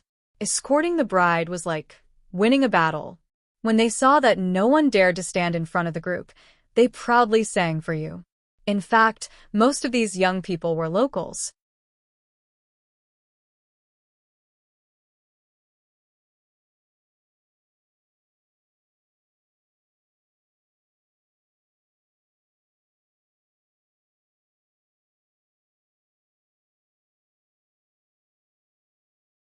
Chapter 2:27. The behavior of whistling was first recorded in the Book of Songs. But at that time, whistling was a pure art. It was something that the upper class would play with. But today, the behavior of whistling was given a new meaning by people. Especially when a man whistled at a woman, this behavior was completely frivolous and obscene. There was even a special word for this behavior in English called catcalling. Pinyin reading, look at the special expansion link. Cat refers to a cat, and calling refers to shouting, calling. Catcalling meant that when a man saw a strange woman in a public place, he would whistle at the woman or shout words like, "Your breasts are so big, your butt is so perky," to attract the woman's attention. Whistling at beautiful women, this behavior not only appeared in Huaxia, but also in the United States, the United Kingdom, Canada, India, and other countries. It could be said that it was a common hobby of men all over the world. However, when a man whistled at a woman and praised a woman's body or appearance, he didn't really want to date the woman. He just wanted to have the right to dominate her. Catcalling, that is, a man declaring sovereignty over a woman's body. It was to constantly remind a woman that satisfying a man's desire was the first priority as a woman. This was actually a form of gender discrimination and also a disguised form of sexual harassment. Therefore, since January 1st, 2018, the Netherlands began to punish catcalling. If someone whistled at the opposite sex to harass someone, once caught, they could be fined up to 200 euros. Chen Shi was a strange person. As long as his bottom line was not crossed, then he was a very easy to get along with a good family man. It could be said that he was a good cook. When he was in a good mood, Chen Shi could even chat with the aunties selling vegetables on the street for a whole day. After all, he was a qualified house husband. There were not many things in this world that were worthy of his attention. What he cared about was every family member around him, especially Nian Nian and Ying Ying. Now, There was actually someone who dared to whistle at Qin Ruoying with a frivolous smile and an undisguised lecherous gaze right in front of him. This was completely flirting with a man's wife in front of him. If Qin Shi could even endure this, then why would he cultivate as a hammer immortal? He could just find a sewer that extended in all directions and hide in it as a ninja turtle. Therefore, the moment the whistle sounded, Qin Shi had already disappeared with the little fellow in his arms. His movements were very fast. Before the little fellow in his arms could react, Qin Shi had already appeared in front of the young man. Then, he raised his right hand and slapped the young man's face. Slap. This slap was so powerful that it sent the young man spinning like a top on the spot. After spinning a few times, he fell heavily to the ground.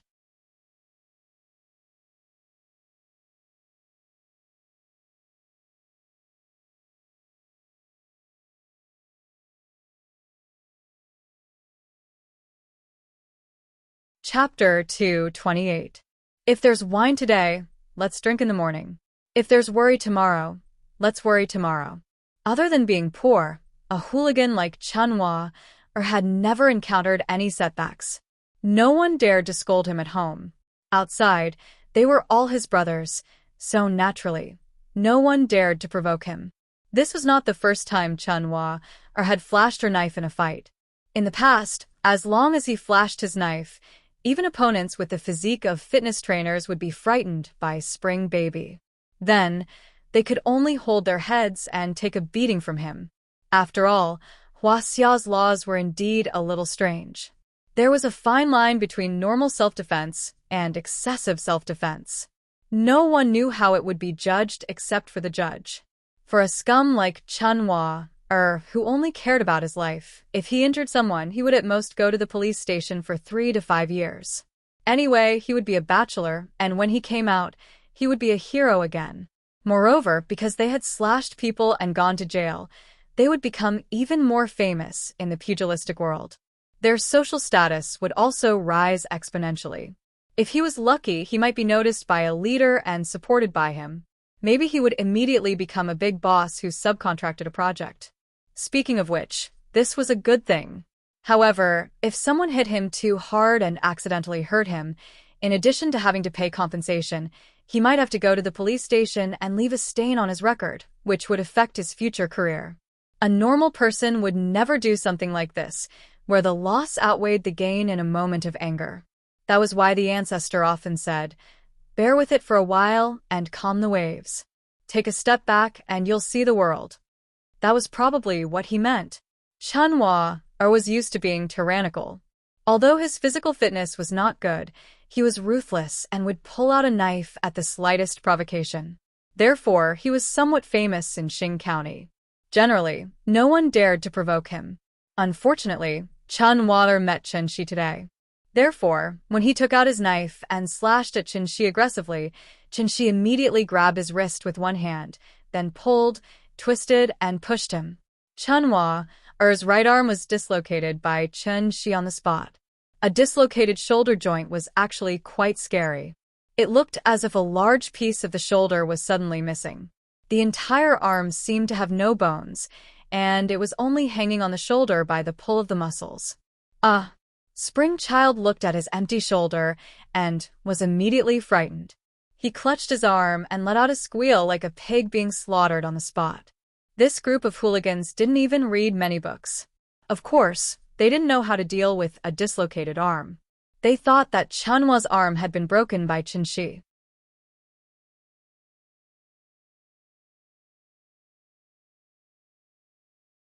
When he pulled up the curtain, he could vaguely see that there was a woman in a wedding robe in the palanquin, tidying up her clothes. The man adjusted his belt as he strode in the direction of Chunhua. When he saw Chunhua's dislocated arm, the man did not even say a word of concern and directly kicked her. Then he shouted at the person next to Chunhua, "Why are you standing here with your claws? Hurry up and take her to the hospital." Chunhua was in so much pain that she was drenched in cold sweat. After being kicked, she pursed her lips and did not even dare to make a sound. She lowered her head and walked toward the village clinic with the help of her companions. After Chunhua left, The man turned around and came in front of Chen Shi's family. This person was estimated to be less than 40 years old, but he had a domineering aura. When he stood there, he naturally gave off a feeling of power without being angry. Ever since he appeared, the streets had become completely silent. It could be seen that this person's aura was so strong that it was not something that ordinary people could reach. Compared to him, Chen Shi seemed a little too ordinary. When the man came in front of Chen Shi's family, the young people behind him immediately surrounded Chen Shi's family in an umbrella shape. Looking at their posture, it seemed that as long as the old man gave the order, they would immediately rush up and beat Chen Shi up. The young people showed an eager look, but after the man took a deep look at Chen Shi, he turned around and returned to the palanquin. Motherf ***, the guests are about to arrive, and you guys are still here causing trouble for me. Hurry up and leave. The man ordered, and the bridal escort team set off again. With their departure, the market also returned to its previous bustle. It was as if nothing had happened. Seeing this, Aunt Zhang couldn't help but breathe a sigh of relief. Then she came to Chen Shi's side and began to blame him for being insensible. He actually fought with people on the street. Just when Aunt Zhang was complaining, the owner of the sugar painting stall said to them carefully, "Are you from out of town? Let me give you a piece of advice. Don't waste any more time here. Hurry back. Asterisk, asterisk, asterisk, asterisk, asterisk, asterisk, asterisk, asterisk, asterisk, asterisk. Digression. The prototype of his story is a relative of mine. He didn't even graduate from primary school. In 2010, he was a scum of society who couldn't even pay back 8,000 yuan. He went to prison for 3 years, but he was chosen by the boss of the construction bureau. In 3 years, he turned from negative assets to a millionaire. When he was building the Yashi Expressway, he rented a sand mine. Now, he is a big boss with tens of millions of assets. Why? He is a village boy with no background. The big boss is not related to him. Why did he choose him? If you don't know something, it can only mean that you're not experienced enough, so don't come out to show ignorance, okay?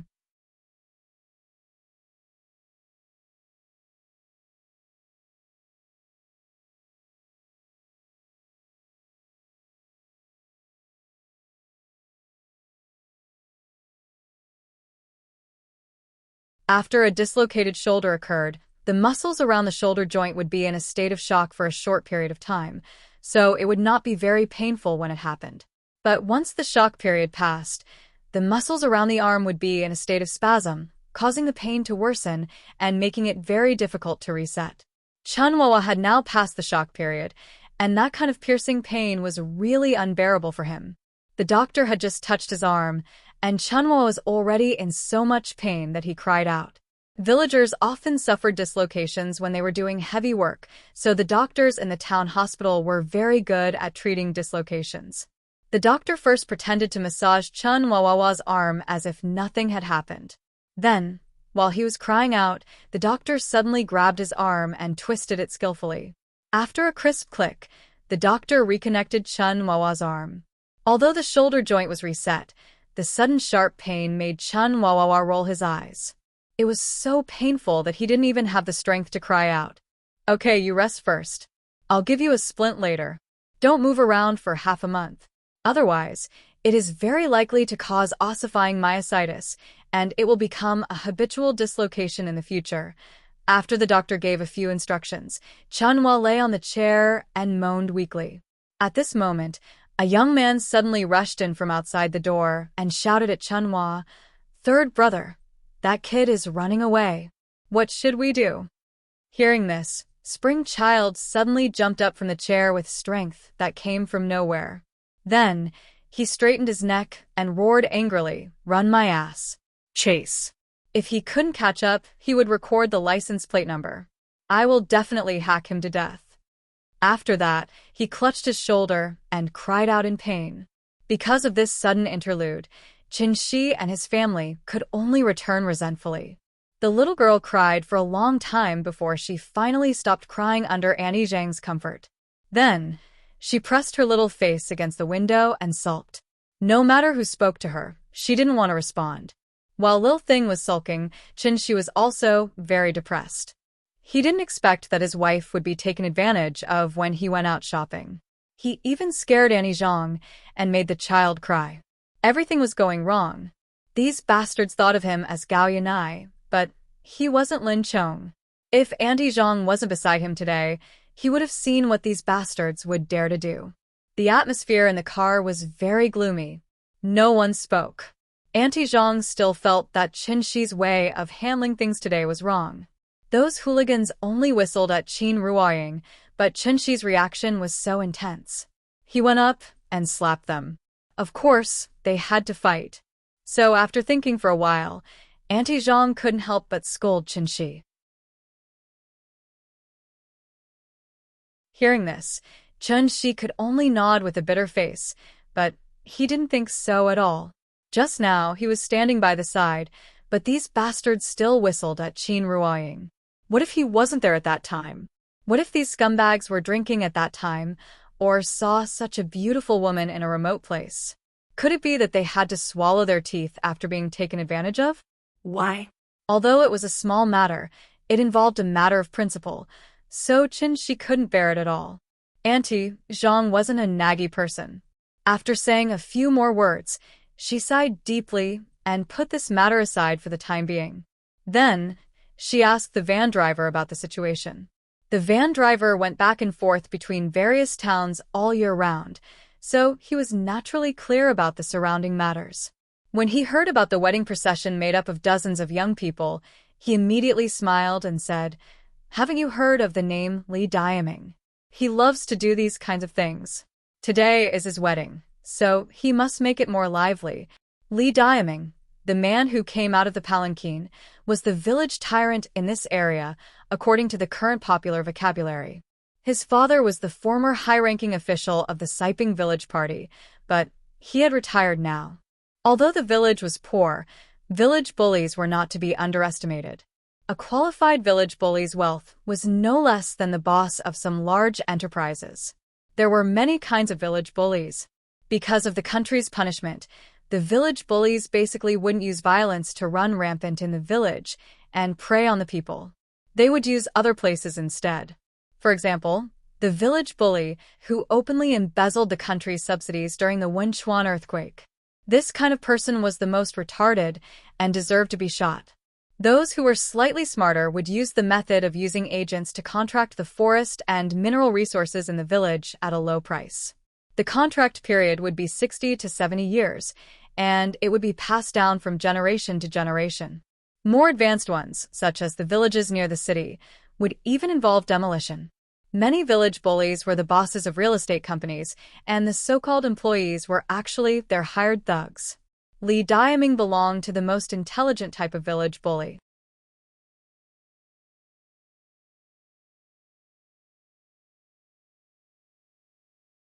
Chapter 230. Li Diaming was not a bad person, at least much better than his father. These words were said by the people in the surrounding villages. Although Li Diaming's mouth was full of vulgarities, he was not reckless at all when he did things. Instead, he was very shrewd. His father, Li Aimin, was the previous generation's village tyrant. All day long, he was thinking about how to exploit the villagers and squeeze the people's wealth. His table manners were also very ugly, so the villagers were full of complaints and suffered unspeakably. Li Diaming grew up in Siping. He used to be a gangster that everyone disliked. But ever since he graduated from high school and was sent to the army, Li Diaming seemed to have changed into a different person. First, he contracted a gravel yard with his father's help. Then, he started to dabble in forestry, coal mining, and other businesses. Li Diaming had an advantage, which was that he was not like a Pichio that only entered and did not leave. There was a surplus of labor in the rural areas, and many farmers who could not find a job had become idlers. Therefore, Li Diaming gathered all of these people together. He either led them to start businesses and become rich, or he simply let them work for him. Even if they did not do anything, Li Diaming would still pay them on time and not deduct a single cent. Since everyone had accepted Li Diaming's kindness, they naturally wouldn't speak ill of the Li family anymore. After all, a big business like a mine was not something that ordinary people could come into contact with. They did not understand the twists and turns of it. Anyway, as long as the Li family did not monopolize the profits, everyone's opinions would not be so big. At most, they would be jealous, but they would not complain all day long like before. Li Diaming was doing well in the surrounding villages, and he never hid the fact that he was rich. This was because the first Lamborghini in Rain City was his. Now that the internet was so developed, everyone knew about Lamborghini, but not many people knew the specific model. In fact, the cheapest Lamborghini Hurricane cost more than $3 million, and Li Diaming's Aventador cost more than $8 million. The roads in the countryside were very bad, and this luxury car that cost nearly $10 million could only be parked in the county as a decoration. In the words of the people, it was a symbol of status. Li Diaming was very ostentatious, but he would stay in Xiping for at least 300 days a year. No matter how rich he was now, he would never separate himself from the masses. He had truly achieved the goal of coming from the grassroots and going back to the grassroots. Why were there so many young people in the bridal procession joining in the fun? Wasn't it because everyone knew that following Li Diaming would be beneficial? Times have changed. Even the hooligans have become cultured.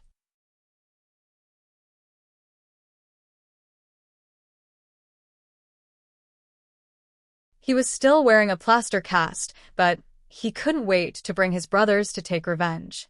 Although Li Diaming didn't say anything in the morning, it didn't mean that he would pretend that this didn't happen. If he didn't even fart when his subordinate's arm was broken, how could he stay in this village in the future? Therefore, when Chunhua proposed revenge, Li Diaming only said one sentence: "Don't kill anyone." The implication was that as long as he didn't kill anyone, it wouldn't be a problem to injure or cripple them. Chunhua brought more than 30 people this time. They were all Li Diaming's subordinates. They were also the elite backbone when they fought with the mine boss at Chongshui. These people were aggressive. As soon as they got out of the car, they swarmed toward Aunt Zhang's old house.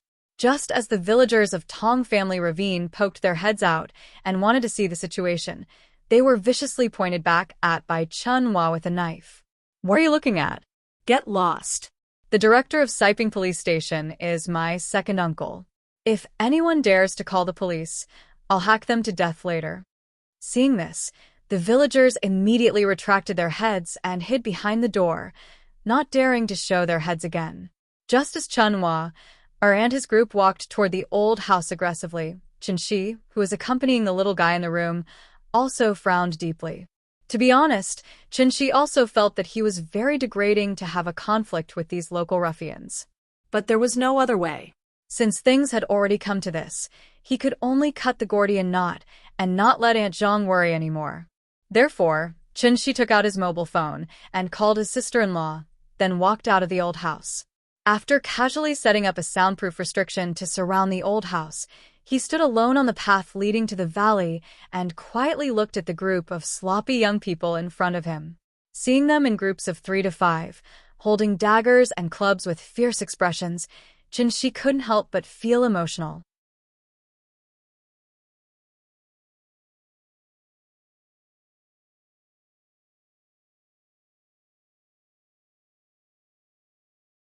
A major and battalion commander of the troops stationed at the port was accompanying his pregnant wife back to her hometown, Xiuxian, to recuperate. Unexpectedly, they got into a quarrel at the train station and ended up fighting. That person wasn't a match for the battalion commander. After the battalion commander let him go, he called over 30 people to come back for revenge and severely injured the battalion commander on the spot. Originally, this matter could still be salvaged. However, after the camp commandant was sent to the hospital, these hooligans did not allow the doctors to save him. As a result, the treatment was delayed and the camp commandant died from excessive blood loss. This incident even alarmed the central government at that time. The Chengdu military district was transferred to the Yuezhou military district and then to the troops stationed in the port. Finally, an investigation team was set up to clean up Chu County from beginning to end. Chunhua did not know Chenxi's identity, but even if he knew, he would not care. He only knew one thing, and that was that Xiping was his territory. No matter how powerful these outsiders were outside, as long as they were in his territory, even a dragon would have to submit to him. This was because he had the final say in this place. Chunhua carried the machete and swaggered in front of Qinshi.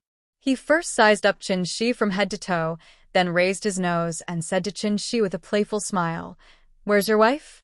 Call her out and have a few drinks with us, and I can pretend that this never happened. How about it? I'm letting you off easy." Hearing this, Qinshi looked at him expressionlessly and then said calmly, "You're still young and don't know anything, so I can give you a chance to turn over a new leaf." Chunhua was stunned. He widened his eyes, then put on a very exaggerated expression and said loudly, "What did you say just now? I didn't hear you clearly. Come, say it again." As he spoke, he hooked his machete at Qinshi, then tilted his head and looked like he was all ears. Seeing this, Qinshi smiled slightly and asked, "Hands and feet, which do you think is more important?" "Important, my ass. Son of a bitch." Being ignored like this, Chunhua was like a cat whose tail was stepped on. He held the machete and directly slashed at Qinshi. Even though his right hand was still wrapped in plaster, his knife was still powerful and full of vigor. To be honest, Chunhua also felt a headache when he met such a hothead. He had already put on a show. As long as Qinshi admitted defeat and was humiliated by him, Chunhua would naturally return home. The hooligan was not brainless. If he really hurt someone, he would have to go to the police station for a few days. Thinking about it, this was not a good deal. Therefore, Spring Child had put on such a big show mainly to scare them. However, what Chunhua did not expect was that Qinshi did not fall for it at all. This made him a little embarrassed. Since Qinshi forced him to choose between his face and the police station, he could only choose the former. After all, he still had to survive in this world. If he did not even dare to slash people, how could he work for Li Diaming in the future? Slashing people was actually a very particular thing. One could not slash the aorta, head, or neck. If one wanted to slash, one should slash the hands, feet, and back. Therefore, Chunhua's machete directly slashed at Qinshi's right arm. The scene of blood splattering everywhere did not appear because after the machete slashed at Qinshi's arm, it did not even cut his clothes. Chunhua stared at the strange scene in front of him and instinctively wanted to pull out the machete to slash again. However, at this moment, Qinshi's voice sounded again. "I feel that the hands should be more important than the feet. After all, if you don't have the hands, your daily life will be very inconvenient. If you don't have the feet, you can still install artificial limbs and sit in a wheelchair. It won't affect your daily life too much. If that's the case, then I'll help you choose." "I choose the feet." When Qinshi's voice fell, Chunhua had yet to come back to his senses.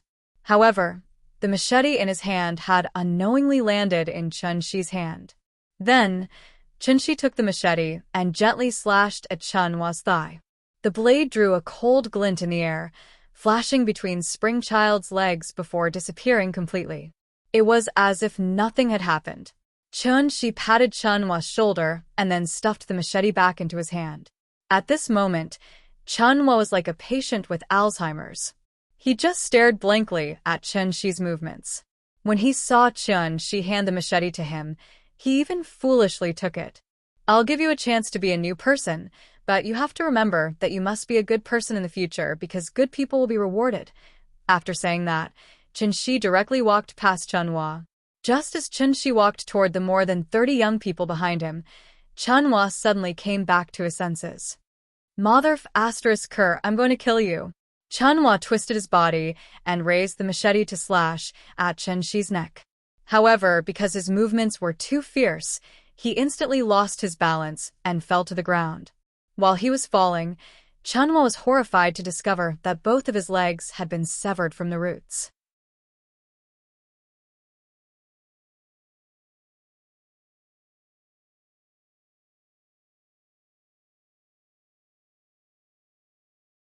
Therefore, at this moment, they ran as fast as they could. Therefore, a very funny scene suddenly appeared in the vast field. Qinshi slowly walked along the small road in the countryside. The 30 or so people holding the weapons were scared to the point of retreating. It was not until one of the ruffians who was scared out of his wits threw away the stick in his hand that the group of people felt as if they had been splashed with a bucket of cold water. They shivered and ran toward the 108 National Highway. Seeing this, Chinshi suddenly waved his arm, and a strong wind suddenly blew them all to the ground. Since he was here, he had to leave something for them. For example, a deep memory? When the Siping police station received the news and rushed to the scene, it was already 15 minutes later. The leader was the deputy director of the Siping police station, who was also Spring Baby's second uncle. Everything was going according to plan. Spring Baby first severely injured the person, then left two of his brothers to take the blame and let them arrest him. This way, he could give an explanation to the people and also let him get credit for nothing. The plan was perfect. However, when they arrived at Tong Family Ditch, they were completely stunned by the scene in front of them. More than 30 people were lying on the edge of the field and crying. The way he cried for his father and mother was truly heart-wrenching and tearful. On the mud path next to them, a man was sitting on a small bench and starting a fire to roast something. Spring Baby's second uncle was indeed an experienced man. When he saw that the situation was not right, he immediately took out the gun at his waist. The Siping police station only had 2 pistols, one for the director and the deputy director. They could only wear them when they were on duty. This thing was usually just a decoration. No one thought that it would come in handy one day. Spring Baby's second uncle held the pistol and carefully walked toward the young man with 3 policemen. When they were close to the young man, the deputy director suddenly found Spring Baby lying on the ground, and it was unknown whether he was alive or dead. "Spring Baby, what happened to you?"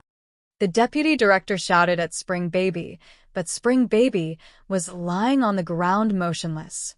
After taking a closer look, he realized that Spring Baby's legs had been cut off, and the nearby soil was completely dyed red with blood. This was terrible. The matter was serious. Therefore, he immediately pointed his gun at the young man and shouted, "Hands on your head and squat down. Otherwise, I will shoot." The young man was pointed at by the black muzzle, but he acted as if he did not hear it at all. After slowly flipping the potatoes in the fire with a branch, he turned his head and looked at the mountain behind the deputy director. Then he smiled thoughtfully and said, "Don't worry, there is still 1 minute."